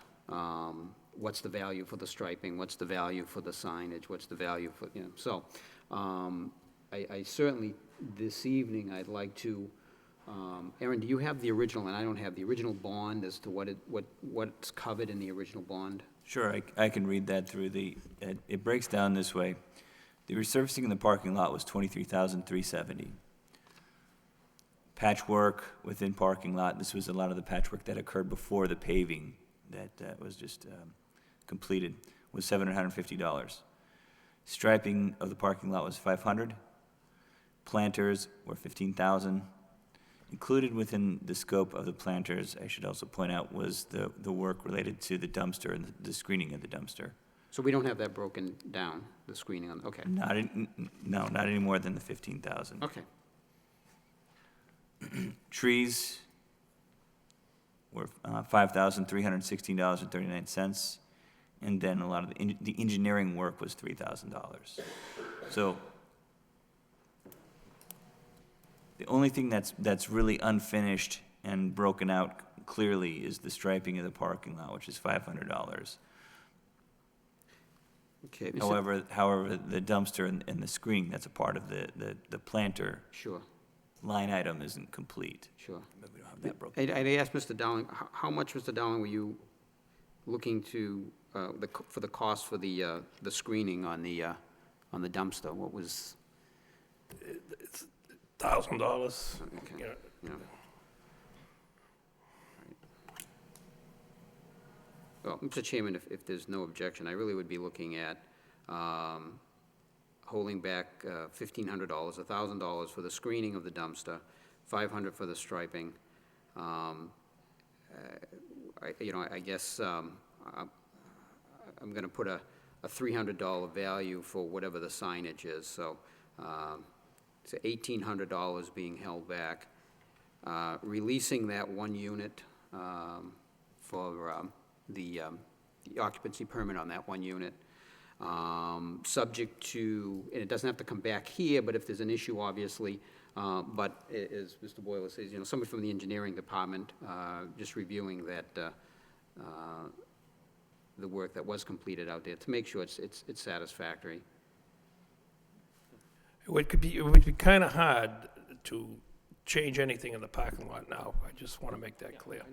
Yeah. I think the guy did a professional job. Sure. And I know you have a problem with it, but Well, I'd be I surprised was if- there if- the I would whole be- time, Sure. and I watched the job, make sure the right amount of hot top got put down, Yeah. and Yeah, no, I would be surprised if there was an issue with it, but to be honest with you, I think from a procedural standpoint with the city, we probably should have got a, well, yeah, what that if you requested that, I would have did that. sure. No, and I don't think that was, I'm not necessarily sure it was incumbent upon you. Yeah. I think that, but we can talk about that. We don't get these requests very often, so.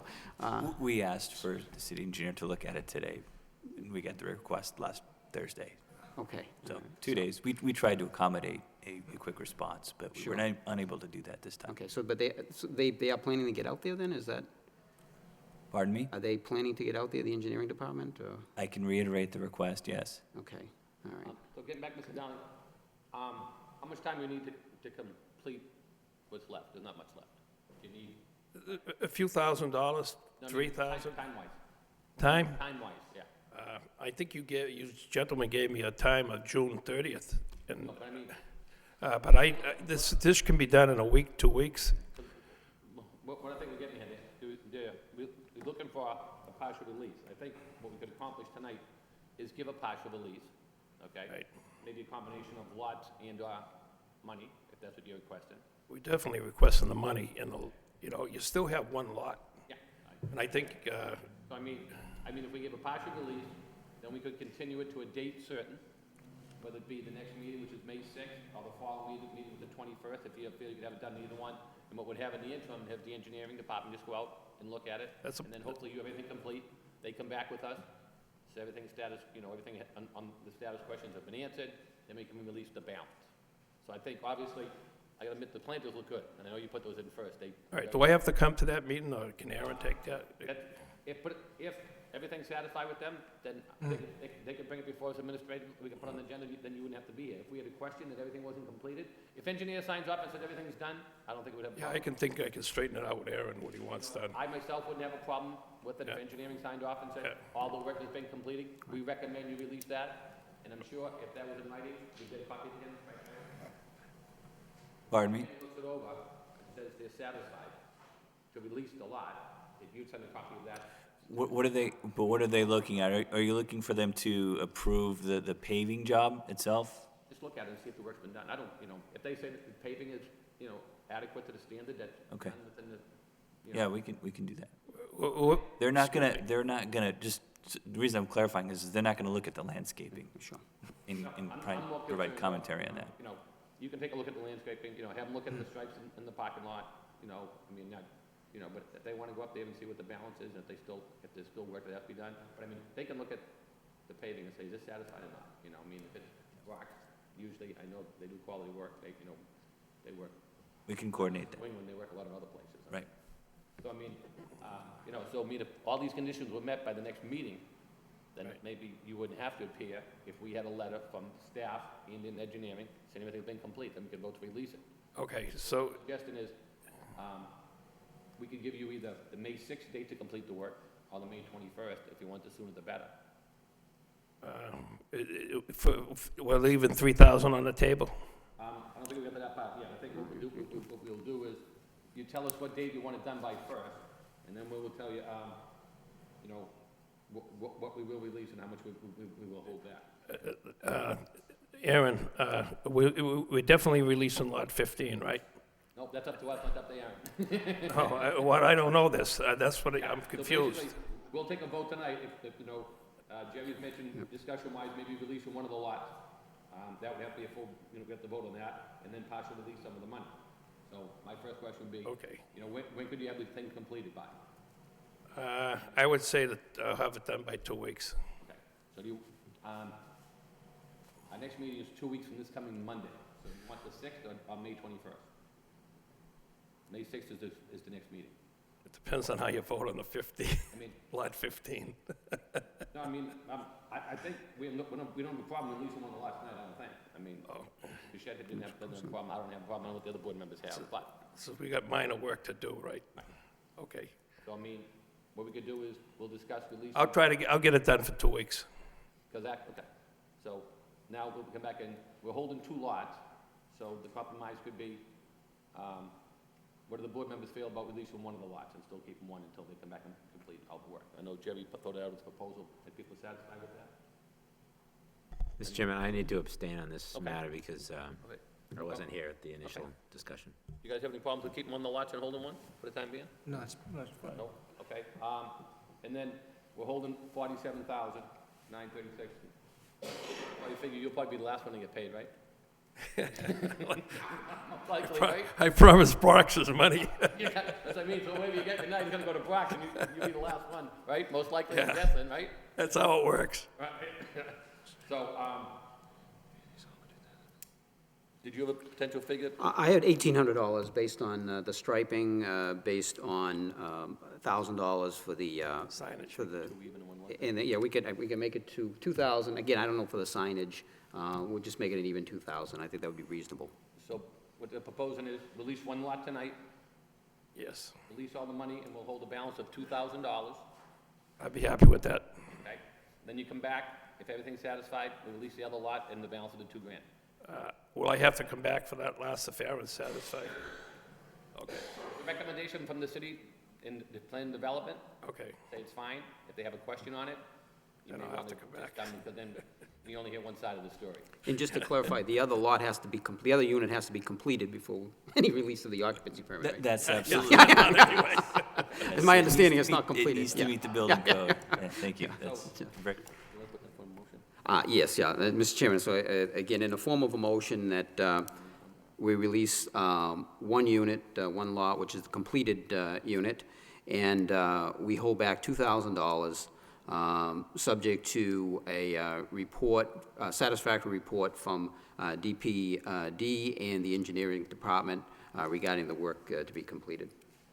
And that way, well, the target is May 6th, but, I mean, to be honest with you, for my, you know, if it's the next meeting, that's up to you, but we're obviously shooting for May 6th, but, All right. yeah. Okay. So, motion's made, do we have a second? I'll second. Okay, what made second, all in favor, say aye. Aye. So we have 4 in favor and none against and 1 abstention, so, like I said, the plans look really nice. thank you. Yes, I agree, it's well done. Okay, so hopefully we won't have to see you in a few weeks. We'll get a good report from the city file. I got one comment to make. Is that your son that went in the Peace Corps, Mr. General? Yes, that's him. Yeah, Congratulate him. thank you, thank you. I thought it was, but I wasn't sure. He doesn't look anything like me, does he?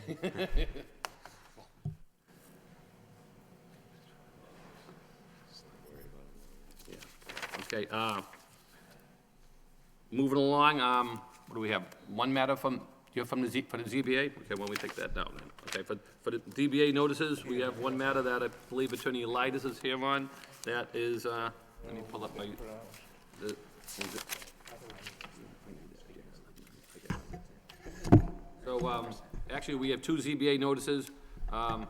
One is 109 Industrial Ave, which is for, a dog daycare facility. I've been informed by staff that that application has been withdrawn. I was gonna be withdrawn at the next meeting, is that right, Joe? Yes, that's Okay. correct. So, therefore, request maybe we take no action since the matter's gonna be withdrawn.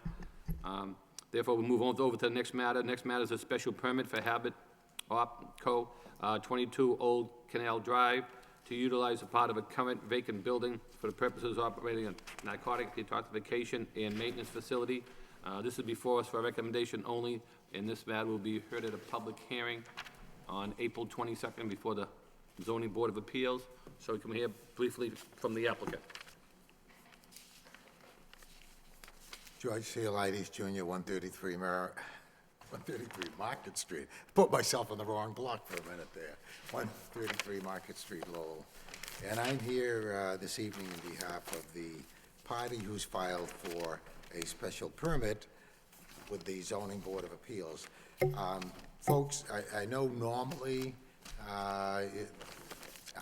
generally, it's not a full presentation or anything like that that goes with what you need for recommendation. Oh, yeah, and I brought some notebooks which actually contain exactly what was hopefully emailed to you, because I sent it earlier this week to DPD, and it's just a lot more of the background material concerning this project. I'm going to try to go as quickly as possible. I brought my own moral support tonight, and I promised these poor people that they just get a quick lesson in civics in this evening, and I think I'm keeping them a little longer than I had promised them. And by the way, if you don't mind, they're here to answer any questions you have, but I promise you that they're not going to say anything other than what I or Matt say at this point in terms of a presentation. The gentleman closest to me is Tom Magarachi. He's the CEO of Habit Management in Lowell. The next lady, God, I got to get my little thing out here, because the next lady is Maribel Cruz, and Maribel is the clinical director. The next one, this really got me when I saw this, is Maggie Jenowitz. I never knew there was another Jenowitz in the area. One of them spells it with an I, though, so I don't know which one is right or wrong. That gentleman sitting right there, Maggie, is Mr. Jenowitz. He works for the Department of Planning and Development. Mr. Myers is the next one, Jerry Myers. He's the program director. And last but not least is a gentleman that I consider one of the giants in the medical community in Lowell for decades now, Dr. Wayne Passanen. If you know him, you know that he has been the past head of the emergency room at Lowell General Hospital, and he's got, I have a lot of the CV in there, but he's just been so much involved in healthcare in the community for so long. It's unbelievable. He is the physician for the healthcare facility for Habit Opco, and he's the one who checks every single person in and does a physical examination on them to see if they qualify. So I thought it'd be important to have them here, just so that if any of you had any questions. I'm gonna give a 25% Elides presentation tonight. I'm gonna really cut it short because I know we've had a long evening. 15.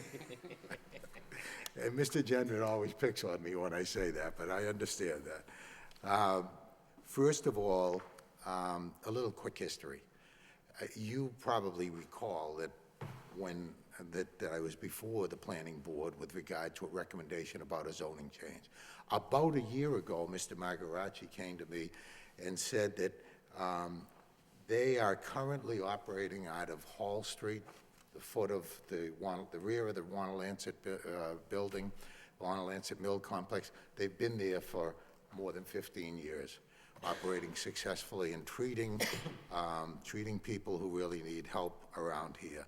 Unfortunately for Habit Opco and the company, their lease expires, and they're kind of victims of success in Lowell. The landlord just wants too much money, and they have to find another location. So, as I said, almost a year ago, Mr. Magaracci came and said, we need to find a new location.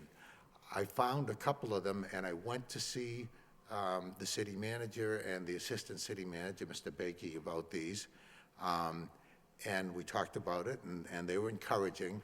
However, shortly, I think it was even the next day, Mr. Bakey sent a letter to Mr. Magaracci indicating that one of his sites, which is 22 Old Canal Drive, was not for zoning purposes available.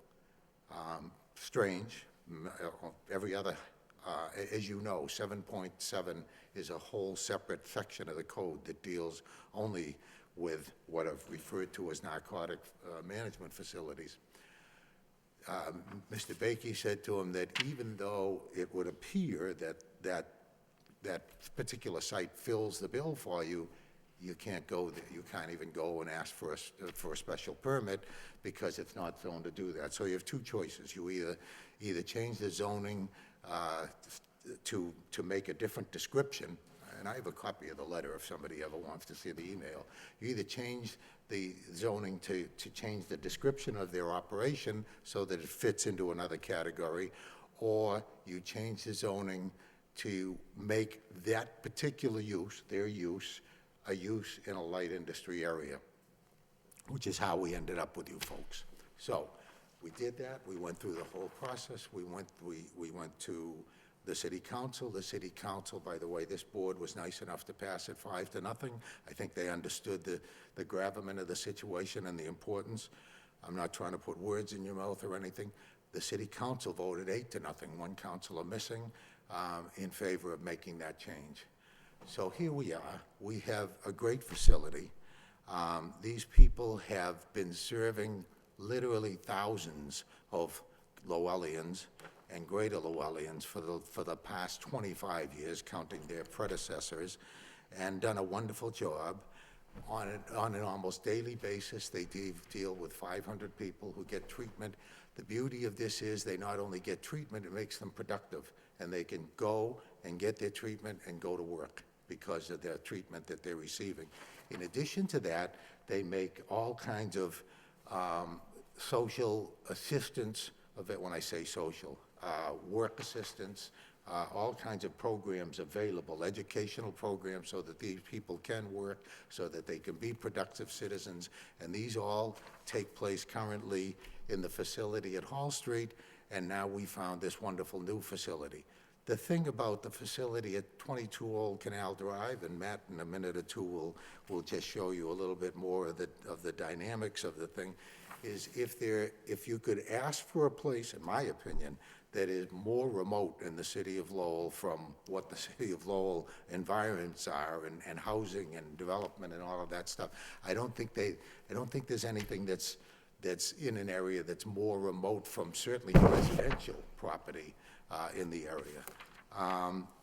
The beauty of this situation is that it's a very nice, almost brand-new building. I think it's 10 or 15 years old, if it's that. And it has with it a 64-car parking lot. Joe pointed out to me at one point, I said 75 in one of them, and I think you'll see in another place it says 64. We weren't sure whether we were going to have extra parking. We do, and we'll speak to that in a minute. The code says that we need to have a clearly demonstrated need. Dr. Passanen can speak to that. I will just say to you, you're all familiar, I'm sure, with the articles that have been in the paper recently about the situation about opiate drug deaths in Lowell and the problems with, the problems with availability of drugs and what it's doing to some of the people in here, and that's what these people are fighting and trying to help and avoid and do something for the city.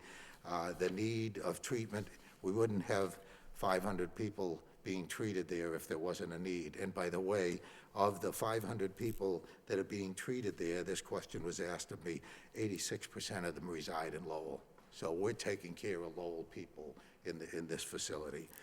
Quick statistic, 58% are males, 42% are females. They range in age from 19 to 67. Sadly, 40% of the new, most recent admissions are 29 years of age or younger. But we all know what that problem is.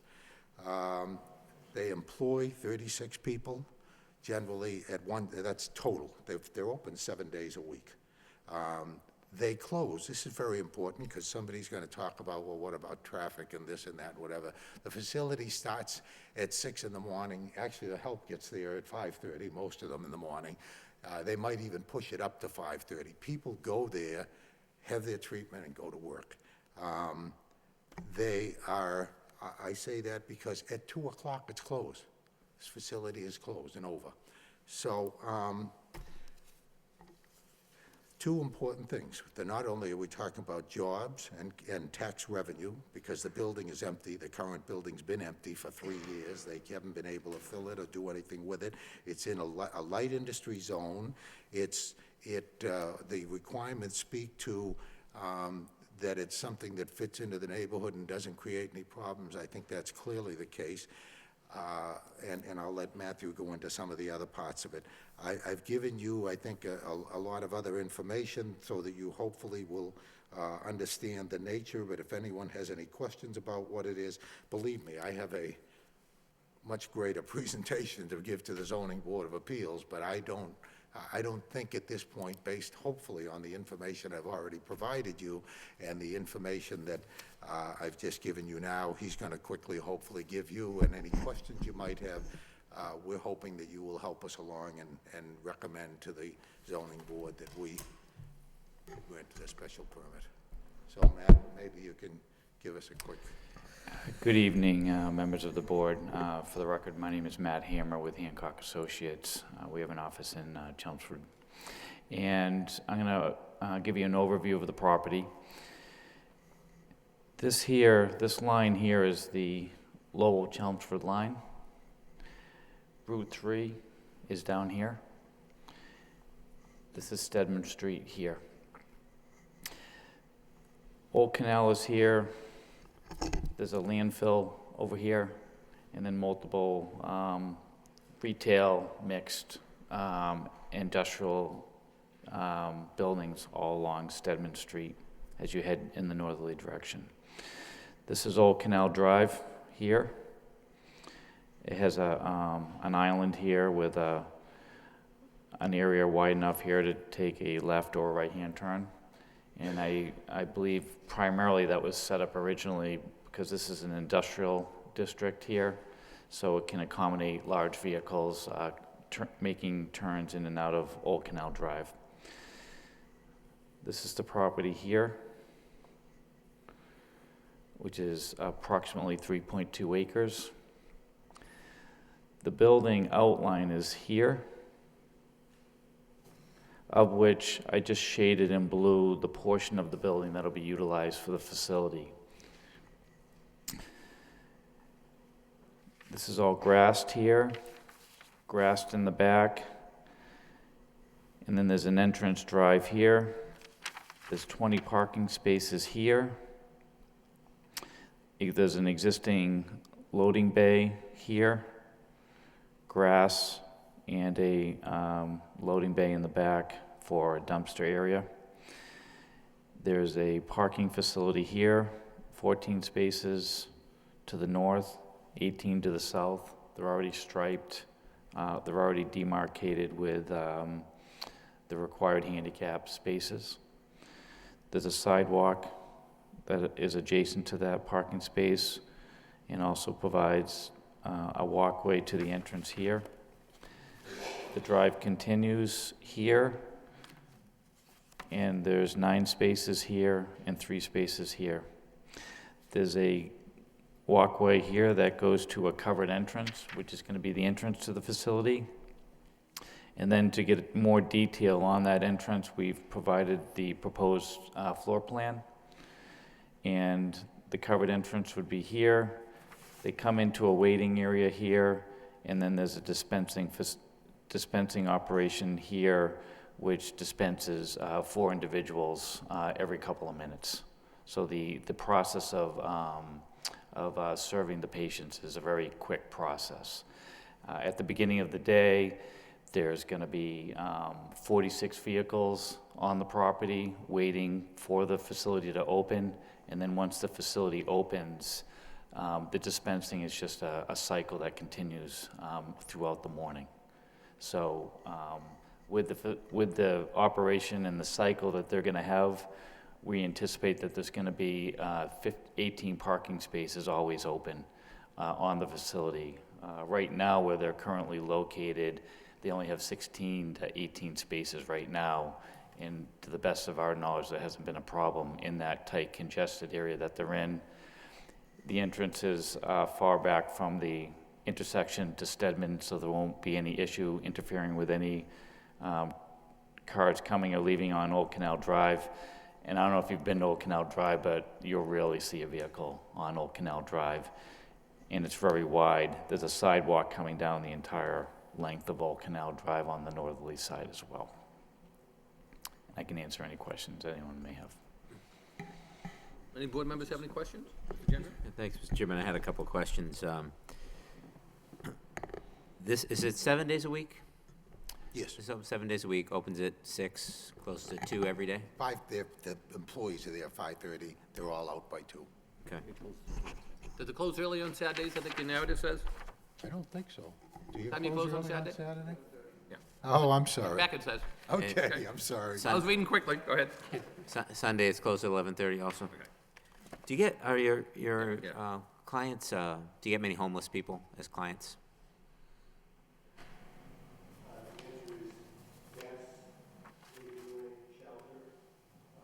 Doctor, do you want to come up if you don't mind?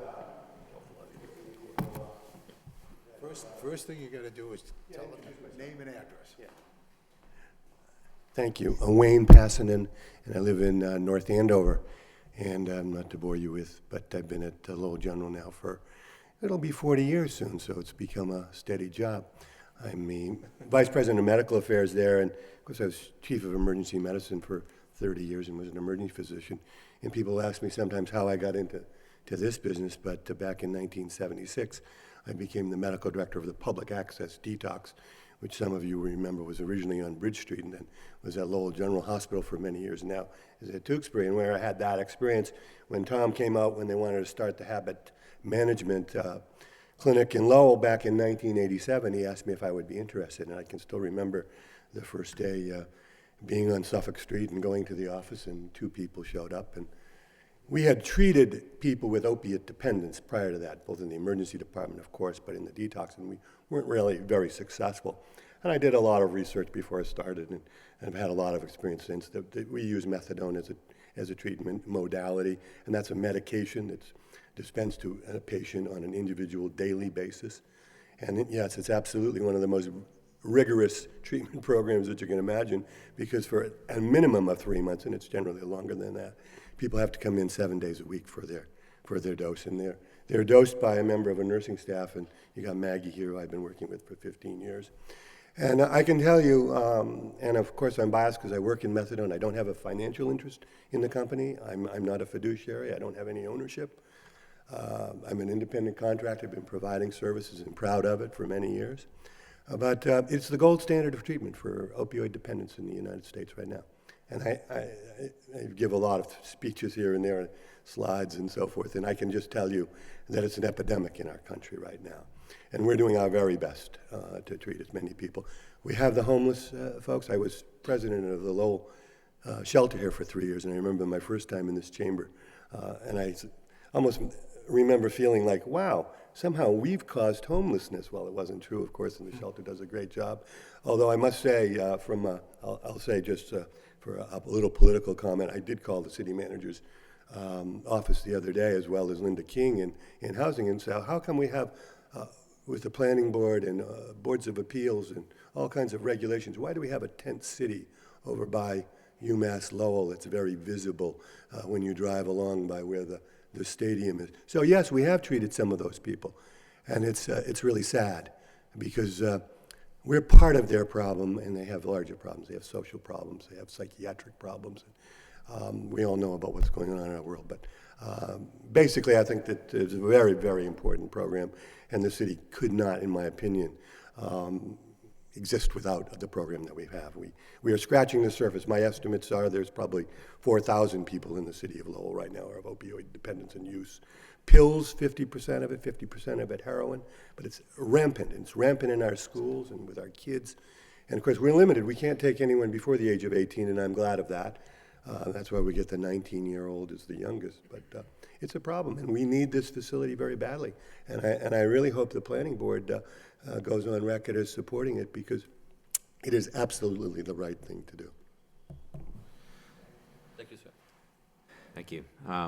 So the folks who are homeless may be coming from the shelter. How do they get back and forth? Shelter would be generally they walk over literally from the shelter. Now, that will They walk from downtown? If they're at the shelter on Merrimack Street, they would walk over to the clinic where it presently is located. Subsequent, I think it's going to be a matter of public transportation. And we have a lot of people who are brought to, actually are transported. They come in groups. They drive. For the most part, you can drive when you're taking methadone. Some of them actually get transportation provided by the state in the so-called PT1 program. So that would continue as well. I think that, we don't have a large number of homeless people at any given time. I would say out of, 500, 600, less than 5 at any given time. Because you can't be receiving methadone treatment on a daily basis if you're not stable. Did you say less than 5? On a daily basis, correct, at any given time. Because it's impossible to come to methadone treatment 7 days a week if you're literally homeless, that you have higher priorities. And unfortunately, those are the people who are actively, in my opinion, they're actively using drugs. Actively using drugs, most homeless people, rather than seeking treatment. And you mentioned something about tax revenue, so this is not a nonprofit that would, this will be on the tax rolls? Correct. So it'll be fully assessed and taxed at its, at least, I assume, close to its current rate, if not more. I don't even know, since it's been empty, I think the taxes have been paid regularly, but I don't know that. But they certainly will be when we... You own the building? Pardon me? You'll own the building? No, they're going to be tenants. And what's in the other, nothing in the other portion of the building here? Currently, not at all, no. Empty. So this is, I absolutely do not, I congratulate you people for the good work that you do. It is not, as, in my opinion, as black and white as it may seem, because of, what I view as our charter to, protect our neighborhoods. Neighborhoods in the city of Lowell are very fragile. They're very tightly intertwined with industrial and other types of areas. So that's important. With such, this is, while it may be remote in that it's tucked in a corner of the city of Lowell, it is, I think, abutting Mount Pleasant Golf Course, and the whole Upper Highlands section of Lowell, which is a desirable place to live in Lowell. So I have that concern. I'm not saying it may be the best place for this clinic. Obviously, something that we need, society needs, but I have that concern. I'm also. These ZBA notices that come before us, they come before us every week. We don't have a lot of input on, it's not a public hearing. We don't hear all of the voices that are that are important to the issue. So it's hard. I find it hard, especially for an issue like this, to go to make a recommendation. Oftentimes, you'll see we'll skip them, or we'll purposely take no action, because we don't feel like we have been fully briefed on what the situation is. So I think it's difficult to come out with a positive recommendation without the public hearing. It's my thought. I'm not saying, so I'm kind of on the fence on what to do with this, but my concern is that while everything you said is important and good, there is another issue to be considered here, and that is impact on the neighborhood. And I don't know if that's completely represented before us tonight, that's all. I appreciate your candor as far as that goes. You know, we think it's important enough, because I have to admit, and you would know this, it's a rarity when I come here before I'm going to the zoning board on a variance or whatever it is. But this was important enough that I thought that we should bring the folks here and let everybody know what's going on. I understand your view, though. Mr. Fischett? Mr. Chairman, thank you, and you know, I certainly understand Mr. Genren's comments. I'll give you my thoughts. Over the years, dealing it from the other side, representing neighborhood group and talking with residents is, you always tell people the battle is won and lost with the zoning per se. And I think you were very upfront about your intention of requesting the rezoning. And I've seen this in other communities. They'll rezone a strip of property, you know, retail, and then they fight the retail business that tries to go in. And I'm thinking of a specific example out in one of our surrounding towns. But certainly you've been very clear of what your intentions were, and we had a public hearing here. I don't recall any opposition at the public hearing, and I did catch the public hearing at City Council as well, and I don't believe you had any opposition there. So certainly you know, we've seen in the past zoning changes are proposed, and it's a kind of a cloak and dagger, and we really don't know why it was proposed, and you know, all of a sudden a project comes before us, and now you know why it was requested. So again, I think you've been very upfront about that. I think, again, when we took into consideration placing that as an option in this zone, it was because of the fact that you're not in the middle of a residential neighborhood, and you know, based on the location. So certainly, you know, taking all of that into consideration, I'm certainly very familiar with the property. I think Matt mentioned, you know, if you go by there, there's not much traffic. Can I tell you, this is the place that I was bringing both my daughters when I was teaching them how to drive on a Sunday morning. So Old Canal Drive.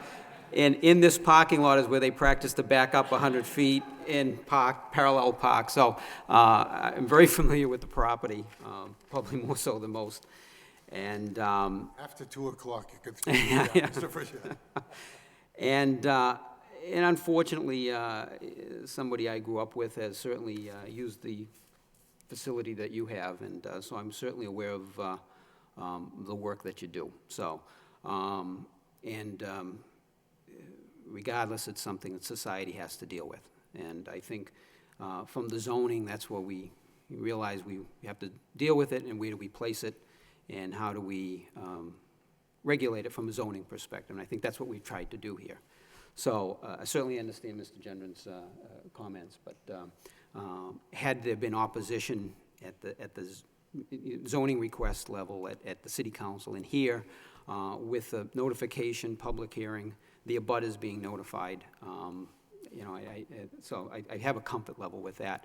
I'm familiar with the facility, familiar with the existing facility that you do run, so I'm certainly comfortable with what's being requested in this particular case. So. Thank you, Mr. Fischett. Mr. Boyle? I'm actually a resident of the Upper Highlands neighborhood, and the greatest concern I would have would be in terms of negative effects on my neighborhood would be that these services not be available to the people who need them. I guarantee that that would have an effect on the quality of life in my neighborhood. This is the only issue this raises to me, that this proposal raises for me, is the issue of access. You're currently in a location in downtown where you are very accessible to people, whether they drive or not. The doctor made the reference earlier to a number of his patients would be taking public transit. Is there public transit service available to the area? No, not, I think as far as Westford and Stedman, and that's it. But the fact of the matter is, and Mr. Margarici can speak to this, Mr. Margarici, God, my goodness, I'm sorry. Most of the people, if they're in need, Mr. Boyle, of transportation there, have it paid for by an entity that, whether it be Medicaid or whatever. And I understand that often six or eight people will come in one vehicle or another. In other words, there's a carpooling situation. But for the people in need, they find ways, and I don't know if you'd like Mr. Margarici to speak to it, but my understanding is that not only do they have ways now, even if they're walking, but they still have those available to people for Hall Street, and that will continue, and certainly they're not going to let anybody be untreated because they can't get to the facility. Okay. All right, in terms of the site plan, I can't see anything that we would object to. In terms of the use, as Mr. Frechette said, the city made the decision that the appropriate location for these would be, that the light industrial district would be the appropriate location. In this particular case, we've got a light industrial site which is not in a neighborhood, which is not even really accessed through a neighborhood. It's accessed off Stedman Street, which is accessed off of the commercial area of Westford Street. And if the applicant is not concerned about the access issue, if he feels that at this site his clients, his patients can get the services that they need, then that puts my concern to bed. Thank you. Bob, any questions, comments? I don't have any questions about the site, but I view this as a medical facility, treating people who need something. I don't think that anybody who doesn't go here is going to be aware that it's here in the general area. If you don't need this facility, you probably don't care. So I don't think it's going to be an impact on any neighborhood. Thank you. I just have a couple of questions. I mean, I'm very familiar with habit management. I used to work in Lowell District Court for 20 years, so we shared a lot of clientele together. Now I work in another court system, but I'm still in the court system, so I know that the people can tell you 75% of the people who come before the court system are substance abuse related. That's why we have drug court in the court systems now. I notice when people go there, how long are they actually on-site treated for? They're not there for a long period of time, right? Tom. So when your clients go to your site, how long does their treatment take? Tom Magarachi, Habit on Hall Street. So you mean altogether or daily? Daily. When someone comes in, how long are they actually there? Probably 5 minutes. Yeah, that's what I'm saying. So it's a short turnover. Right, and there's also a counseling component. If they're involved in counseling, which would be later, they would be there for a little longer than that, but 5 minutes. Because, I mean, as far as look at this, as our recommendation for planning staff, I mean, it's in the right zone, doesn't meet any, you don't need any variances. You have all the parking, the facility meets the requirements of it, so when it comes to our recommendation, I don't see a problem with it. I mean, I know you have a public hearing before the Zoning Board of Appeals, but, I mean, for planning perspectives, it's legitimate public purpose that it serves, and we voted to put it in the zone, now it's in the zone, and now you're asking for a special permit, then I know when it came in, the first question was, as long as it's allowed by a special permit, then you'll get the attention it needs to make sure that it's done properly, so I don't see a problem with it. So, anybody else have any further comments? Just make a follow-up, Mr. Chairman. All right, you guys won me over. Actually, Mr. Frechette, as is often the case, makes a good point in bringing up the fact that we indeed had a public hearing in in this, before this board, relative to this issue when we looked at the zoning change. It's been a multi-step process, so, given that, I think I would be willing to support recommendation. So I'll make a motion that we make a favorable recommendation to the zoning board of appeals. Second that, Mr. Chairman. All in favor, say aye. Aye. Any opposition? So you Great. get our recommendation? These folks and all appreciate good luck. that, I can tell Your you. meeting's Monday night? Yep, thank you. Yes, Good luck. thank you very much. Welcome.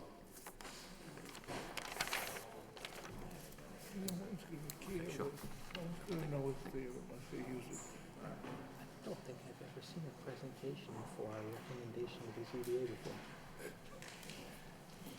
They don't listen to us anyway.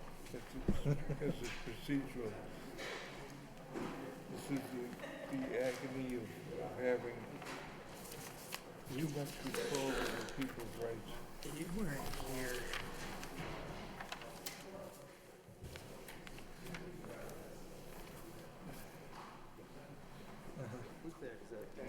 That's, no, it's Matt. Yeah. I hope.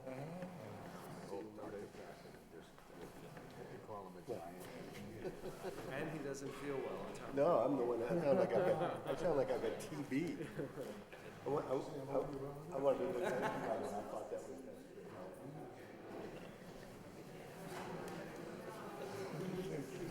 Okay.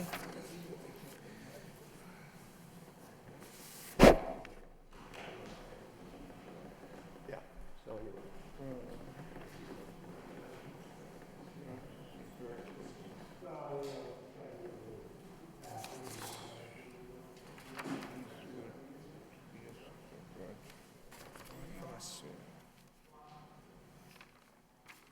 Okay, moving along on the old business, we have a review alternatives relative to a portion of the regional retail district on Roger Street. I know this was something that's been brought up in the past. I know, Steve, you've been kind of involved with this. So I don't know who's here from the public, or if you want to start, or which way you want to proceed is fine with me. Sure, you want me to read this? I have a letter, Mr. Chairman. I know somebody is here to speak, has been waiting patiently. You want to start with public? Absolutely. Hi, I'm Celine Lehman. I live on 213 Parkview Avenue, and I'm a member of the Belvedere Neighborhood Association. Stephen Hatton has written this letter that you all have in support of changing the zoning from the regional retail to the TMU, traditional mixed use. We came before the board, I believe in December, to make the request, and my understanding is that there were some requests to take a look at whether this was the appropriate use, and I'm just back here to make that, to hopefully reinforce our desire to have that change made. Okay, thank you. Thanks. I believe, Mr. Chairman, you passed out a couple letters for us? I did. So I got a, this was not a advertised item on the agenda or anything, so I've become sort of the conduit for the neighborhood group on this particular issue, and I contacted a few folks and let them know about the meeting. Celine was nice enough to be able to come down. Steve Hatton, who's the president of the Belvedere Neighborhood Association, is traveling, couldn't make it, but he sent this letter, which I'll read for the record. It says, Honorable Planning Board members, this letter is written in support of the initiative for a change in the zoning designation along the portion of Roger Street between Shed Park and Phoenix Avenue from regional retail to traditional mixed use. The impetus for this change comes largely for residents local to that area in response to the proposal that a Taco Bell restaurant be constructed at the corner of Parkview Avenue and Roger Street, complete with a drive-through facility and late-night hours of operation. This Taco Bell restaurant would have been in direct abutment with residential properties. This proposal for a change in the zone was brought forth and discussed at the Belvedere Neighborhood Group meeting on 2 separate occasions. A workforce of volunteers from the neighborhood was assembled to research the options that help ensure incidents and initiatives such as Taco Bell would not be repeated. Additionally, the workforce hoped to develop a strategy that would promote and preserve the traditional, friendly neighborhood character of that area. An extension of the Roger Street TMU zone that resides directly north of the area in question was recommended and is now being requested because the TMU zone is more in line with the residential quality of that area. It is hoped that the TMU zone will foster future business development that targets neighborhood needs and operate on schedules friendly to local residents. I regret that I cannot make tonight's meeting. I am unavailable due to school vacation. Regardless, I sincerely appreciate your consideration on the matter. Steve Hattan. I also included a copy of I don't have the petition because I think we entered that in the record back in December, but this is the cover letter to the petition that was signed by, I think it was a couple hundred residents or something like that. Just outlining what the proposal was and actually tying it to some of the tenets of the city's master plan, specifically in 3.1.1, the unique character of each of Lowell's neighborhoods should be preserved and enhanced.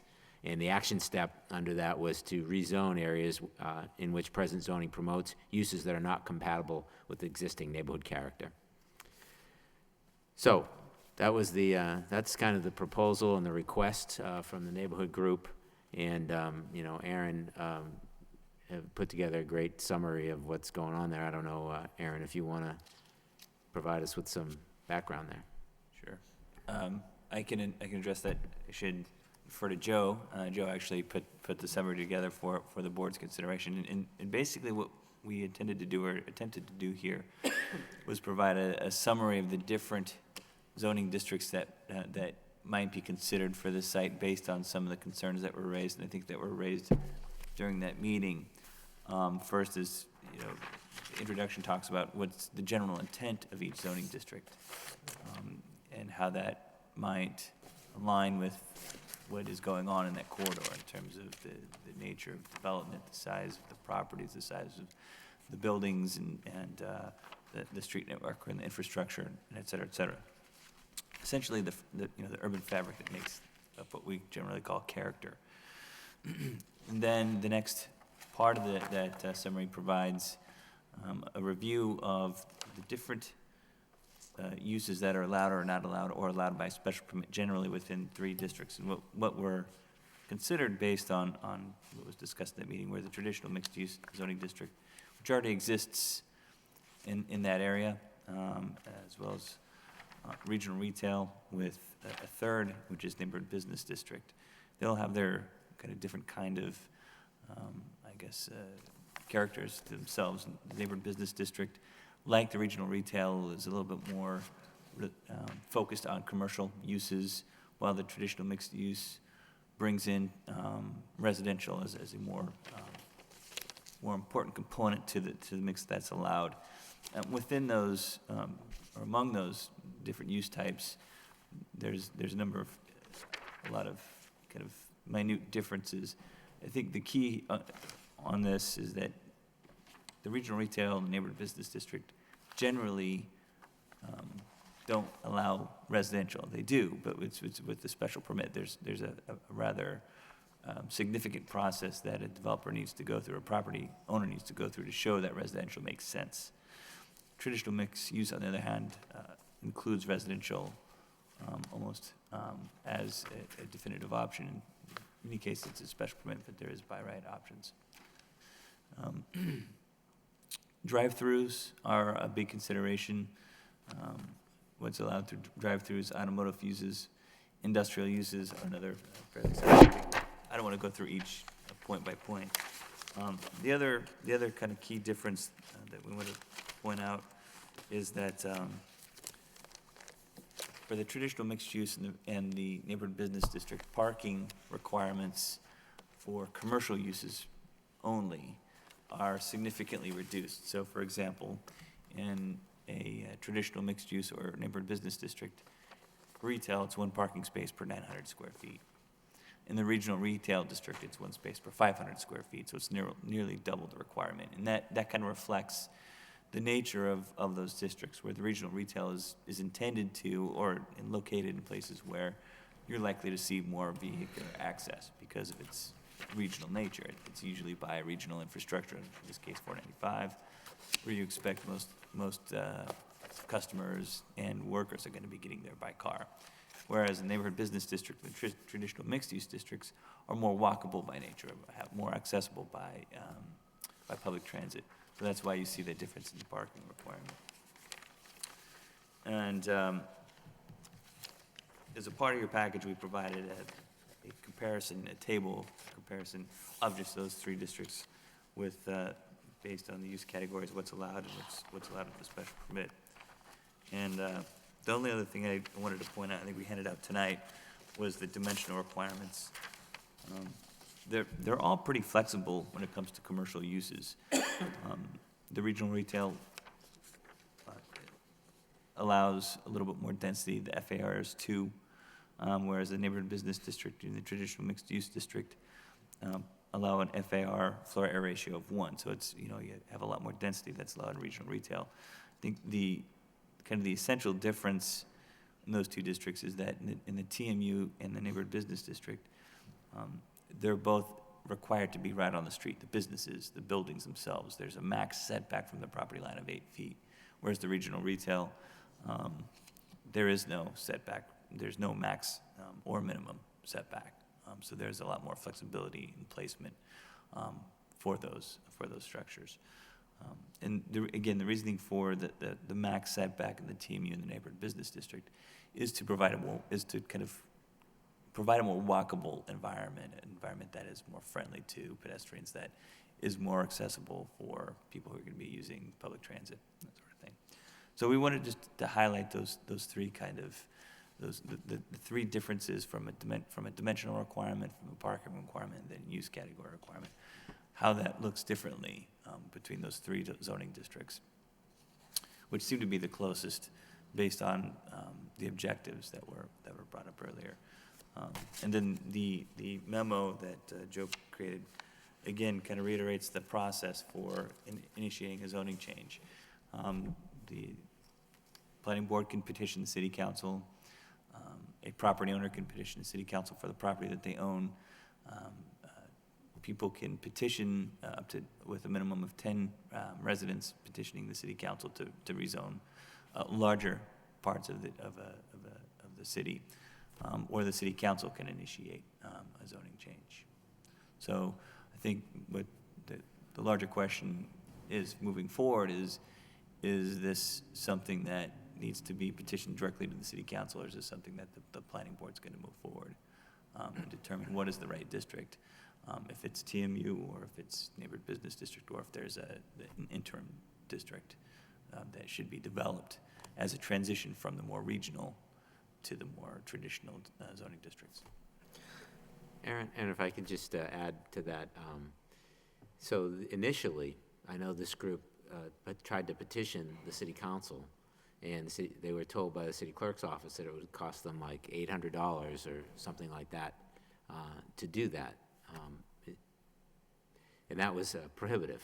It's a neighborhood organization. I can see a fee for an individual that wants to, create a zoning change, a builder that wants to create a zoning change so that they can, build some type of a profitable structure or some type of profitable building. But this is a neighborhood organization, looking out for their own well-being, coming forth. It didn't seem right to me. That's why it sort of ended up here. They hit a dead end when they did that, and they called me. And, I think it's a group, Mr. Frechette said a little while ago, the battle's won and lost with zoning, right? So they had the skirmish, if you will, with the Taco Bell and felt as though, it was kind of a near miss, and, took a better look at this and thought,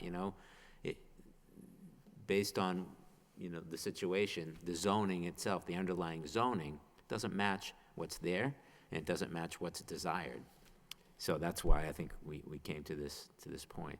So back to the $800, do you know that to be the case, or? I don't know exactly what the clerk would charge, but it basically would cover the notification fee that you would have to put in the Sun for a public hearing. There's, as you know, it's Twice, right? Yeah, there's 14 and 7 days before the public hearing, and it roughly works out to $400 per published notice. And I think the reason Yeah, that doesn't seem clerk, appropriate to me for a neighborhood group. I think that at least to, you know, have the discussion. I mean, it wasn't an attempt to put a change on the agenda. It was an attempt to get the city council to discuss it and decide whether it made sense for them to move on it. So anyway, that's my thought, is that, you know, forcing the neighborhood group to pay $800 to have this considered didn't seem right to me. That's why we're here. So the question would be, I mean, so the council can bring it forth themselves, but wouldn't, you'd still have to advertise it regardless for public hearing, right? Yes, if question would there be- was a motion from the council floor to move But any forward. council could do it if the neighborhood association contacted one of the councils and said, this is what we wanted you to do. If they were they wish satisfied with to, that, the yeah. council could bring it forward, but the question was, then if the neighborhood didn't pay for the advertisement fee, then does the city pay for that? Yes. Oh, okay. So they, I mean, it can always come from one individual council, okay. But I mean, the fee most likely is for the advertising, not the city itself, trying to generate a fee for the hearing. That's right, that's correct. And It you have to meet the covers, criteria of the public hearing by doing the advertisement, and yeah. would it be the notices, abutting notices too for the zone change? Well, Or just in the- this case, there's, Probably just because the of the advertisement? scale and scope of what's being proposed and discussed, there wouldn't be notification to abutters within 300 feet. When that amendment was put through in the zoning code to provide notification to abutters for a rezone, that was for projects where someone was proposing rezone for a specific parcel or two parcels. That was to generate a particular development. In this case, you're talking about a more district-wide rezoning, or, you know, of a corridor to achieve certain objectives or goals. That's not really about a particular project. So in this case, you know, there's no notification to abutters, and that it would be if there was that requirement, it'd be quite a bit more. Yeah, I'm getting that, yeah, but a fee-wise. Now, can I just ask a question from a procedural standpoint? If this body took a vote for the city council to take up the issue, is that what the actual vote would be? In other words, you know, we're not recommending, and this vote wouldn't be the recommendation of the rezone, it would be the recommendation to,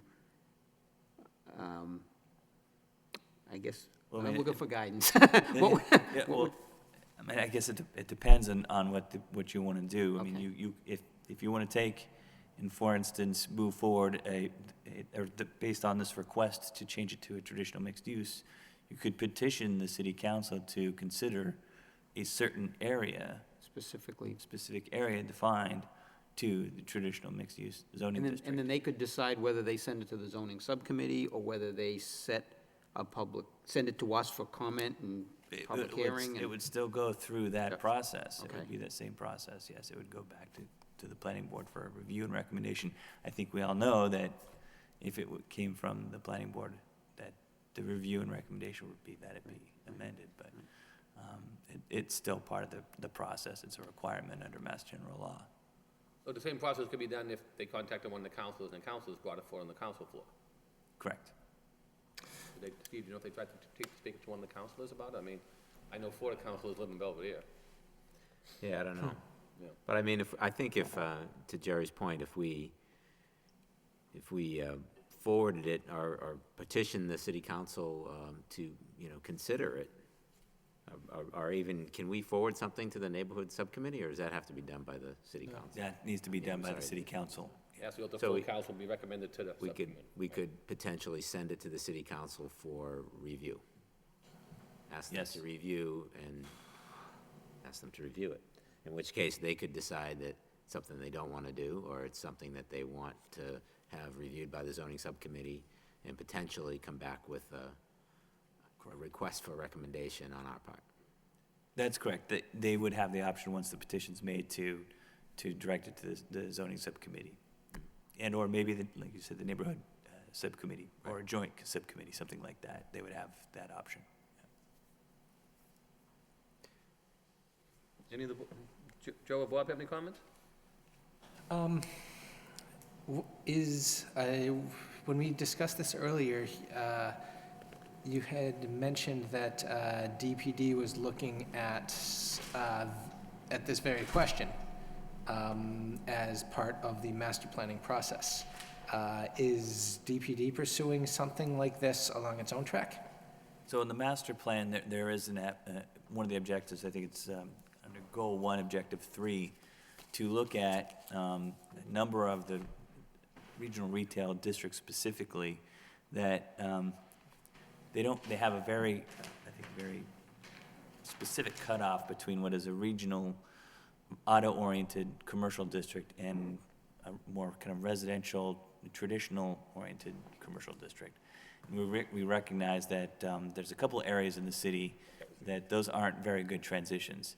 And so the recommendation is that we look at those areas, and what we're talking about is Rogers Street, Middlesex Street from Wood to Pawtucket Street, and then the upper portion of Bridge Street as you're entering Drake. All three of those have a very similar kind of abrupt change in transition from auto-oriented commercial uses districts to traditional mixed use, in some cases very quickly to a traditional residential zoning district. So the recommendation was that we look at that and explore alternatives for a new zoning district that would be more transitional in nature, that would still be focused more on commercial, like the regional retail or the neighborhood business district would be, but would lie somewhere in between, because those are two kind of the opposite ends of spectrum when you talk about the kind of transect that was built into the zoning code and the zoning map and the zoning districts. Right. So that's the recommendation. But that's a longer process. That would take public process. We'd have to meet with folks in each of those corridors, and presumably that district, whatever is created, would be the same. Each corridor is not going to have its own unique zoning requirements, whether it's use or dimensional requirements, performance standards. They would be similar because they're similar districts, but we would have to work with people in the corridor, the businesses, as well as the abutting residential neighborhood districts to strike the balance that provides a better transitional district. That would take time, and that'd take some time to do. My inclination would be for the board to support the DPD in their efforts, but I do feel like this, with this level of interest from the neighborhood, with this bullet that was just dodged from the Taco Bell, that this is something that needs to be moved on expeditiously, or something needs to be moved on expeditiously. Either that process, either we jump on that process as soon as possible, or in the alternate, we pursue a rezoning, perhaps to TMU, as an interim step while that's being done. Is there are many recommendations in the master plan. It's an excellent document, and they're all important, but there's only a limited amount of staff. There's only a limited amount of staff time and resources, and they have to prioritize. Is this something, I understand the process will take a while. What about getting to the beginning of that process that's going to take a while? Is that something that's imminent? It's a good question. Well, I know for sure that there are two work projects that are on our agenda right now. One of them is the open space plan, which needs to be drafted by July to make available grant funds from the state. It's a pretty essential grant program. It's the park program through DCS that helps us fund improvements to city parks. So that's that's a priority for us to get that completed by, or at least drafted by July as a requirement of that grant application. And the second work project that we'll be taking up now is the complete overhaul of the sign code. Everybody is aware that the sign code is antiquated. Whether or not one agrees with the requirements in it, it doesn't address many of the technologies and types of signage that is prevalent in the city. So it's a challenge to enforce the sign code as it is. So that is also a priority. So I couldn't give you a date, but those two items certainly would come before we look at this kind of transition zoning district. But outside of those two, I don't have a good sense of what is next in terms of the land use implementation from the master plan at this point. So you probably won't have those two both done before the end of the summer, both of them. I think that's fair to say, yes. And then this might or might not be next. There could well be other projects that the DPD is forced to prioritize ahead of this, because there are other important priorities in the comprehensive master plan. In other words, the beginning of this process is not imminent. Correct. Well, I feel that this transitional zone is the ultimate answer. The question is whether the city should take some action for this corridor in the interim until we get to that. And with the beginning of that process being several months out, and the process itself then having a bunch of other time, I think maybe we should.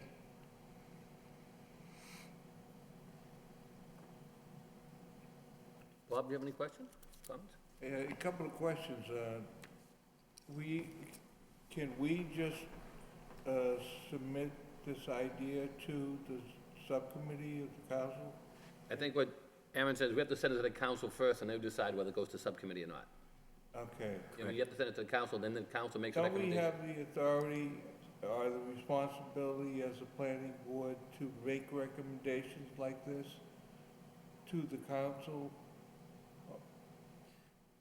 I think it's two different ways. I mean, one, whether it comes to us from the public hearing or not, or whether it's a recommendation that they look at it, correct? And so one of the primary ways that the planning board plays a role in the zoning ordinance is anytime there's a proposed amendment, however that is initiated, there's a public hearing where the planning board reviews it Right, I and makes a understand that recommendation. process, but The second part is Get it that to you it. have the ability to petition the city council to move forward as a zoning amendment. Typically, that would be done based on a policy document. But I mean, he's saying, is there any way that, I think your question is, how do we get it to them to look at it, to consider it, right? Instead of just petition Yeah. for the zone change, because, I mean, there's several questions that would be addressed. Well, the obvious one is to get a city councilor to raise it on the council floor. Right, that'd be the easiest way to do it. Yeah. Do you know if anybody from the neighborhood has contacted any of the councilors and asked them to raise the issue at the city council level? I'm not positive, but I think they started with trying to petition the city council, and that's where the $800 problem came up. Because they're saying whether we did it, or if you contact the councilor directly, one of those councilors could bring it before the floor as well, and they wouldn't have, and if I understand Aaron correctly, then they wouldn't have to, then the city would pay the fee for the advertisement if it went that way. Or if the council brought it forward, from there, they could bring the consideration forward, and from there, it could go to the subcommittee, correct? Before it even comes before zoning change, because. That's my understanding, yes. Because what I'm anticipating is, if it goes before the council, they're gonna look at it, two things. You have a TMU, it looks like what you wanna do is extend the TMU, and their argument's gonna be, well, I mean, what everybody would say is, we'd have to hear what the people in the regional retail have to say, to hear both sides of the argument. Does the regional retail serve a legitimate purpose in that area? Should it be expanded? Without listening to their concerns, obviously that'd go to public hearing. I think a lot of that would be addressed if they decided to at a neighborhood and, the zoning subcommittee meeting where the neighbors would be invited. And a lot of times, I know we've attended those in the past as well. So I think, if you live in contact directly with one of the councilors, they could bring it right to council floor. Oh, Mr. Chairman, if I can, I think it's certainly, I think what Mr. Malovich was getting at is it's certainly within the purview of the planning board to request that the council consider zoning changes. I mean, we are the planning board, we can do that. I don't think it necessarily says that we're going to approve it if it comes back to us for recommendation. What we'd be saying is this is worthy of discussion by the council. And the other thing is I feel like we've kind of dragged these guys along for a while now, and to say, oh, what you need to do is go call a counselor, and then convince them, and go through that process, I just think that is unreasonable. I think, my feeling is, this is worthy of discussion. And I think by sending it to the city council, by petitioning the city council to consider it, is not necessarily saying that we wholeheartedly support it, or we will support it when it comes back for a recommendation, if indeed it does. All we're asking is, we want to put it on your agenda so that these people get a voice in front of the city council, because it's worthy of consideration, and then let them do with it what they will. They can discuss it and, throw it out, or to begin the process to make the change. So we can make a recommendation, they just consider it without formally sending a petition for the zone change? We're not recommending it, we're petitioning them to consider the zoning change. It would have to be a formal petition. That's what I'm getting at. I don't think we can just say, you guys consider it. Well, but it's not a recommendation, right? Then it would have to come back to us for It recommendation. would still have to come back for a review and recommendation of the public hearing. I believe the petition can be such that it's open-ended in nature, that it's something that needs to be considered for the city council, that be developed. But I think typically, when the planning board would petition the city council, you have a complete, you have a draft, you have something. And you have where the zone's gonna be from this point to this point to there and everything else, like anybody else would come before a zoning change, right?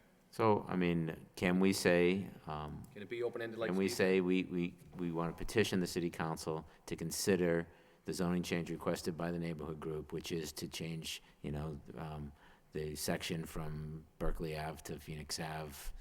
We could put the language around that from regional retail to TMU. I believe you can. I believe you can.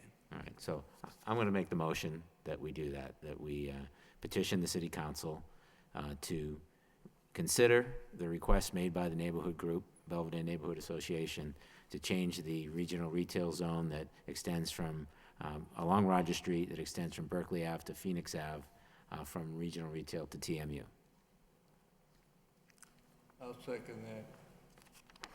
So we have a motion made and second on the floor. All in favor, say aye. Aye. Aye. Any opposition? Hearing none, the motion carries. So, Aaron, will we be able to contact the neighborhood group when? Yeah, I'll put the petition together. Probably won't be ready for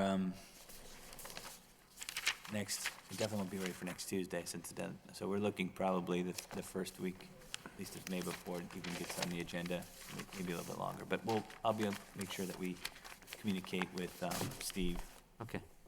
Great, thank you. Yeah, and then, hopefully, if they decide to send it to the subcommittees, if you could forward any of that in communication to us, so if we want to attend, absolutely. and obviously the neighborhood, because they may want to do the zoning subcommittee and neighborhood subcommittee at the same time. I mean, I know that's totally up to the members of those two boards, but a lot of times an issue like that, they'll do it together. Yeah. Because it makes sense, that way, that way the neighborhood doesn't have to show up twice, and then if we have communication of that, then we can put up feedback back into that, what we've done in the past, where they've always invited us, especially for zoning and neighborhood issues, so. Okay. Sounds good. So hopefully you get before the council. Thank you again. Thank you very much for your patience this evening. Thank you. Okay, moving along, I don't think we have any notices from budding towns. Does any of the board members have any further comments or concerns to address this evening? Mr. Chairman, just briefly, the Rourke Bridge Wood Street Corridor Advisory Committee met this morning here at the Mayor's Reception Room. And at this point, the plan is to have a draft report, a draft final report for June with a 45-day public comment period for the final report to come out in the summer of 2013. So that's the timeline on finalizing a location and a design. Anybody else have any further comments? Chairman, the St. Margaret's School Annual Family Festival is taking place at this time. For the first time in years, they are getting some nice weather for it, and so I urge everybody to take your kids. It's a great time for all. St. Margaret's School at the corner of Parker and Stevens. Very familiar with this. Been good, eight good years there. As did I. Used to look forward to the Keith Hall when they used to have their, what was that, carnival out back, Steve? Yeah. Remember yeah, the carnivals they have there? So, I do. And Yeah. Sister Andrew and the Christmas plays. yeah. It's all good. So, any further comments from anybody? If not, we can entertain a motion to adjourn. So moved. Motion made. All in favor, say aye. Aye. Carries, we adjourn. Good night. Thank you, everyone.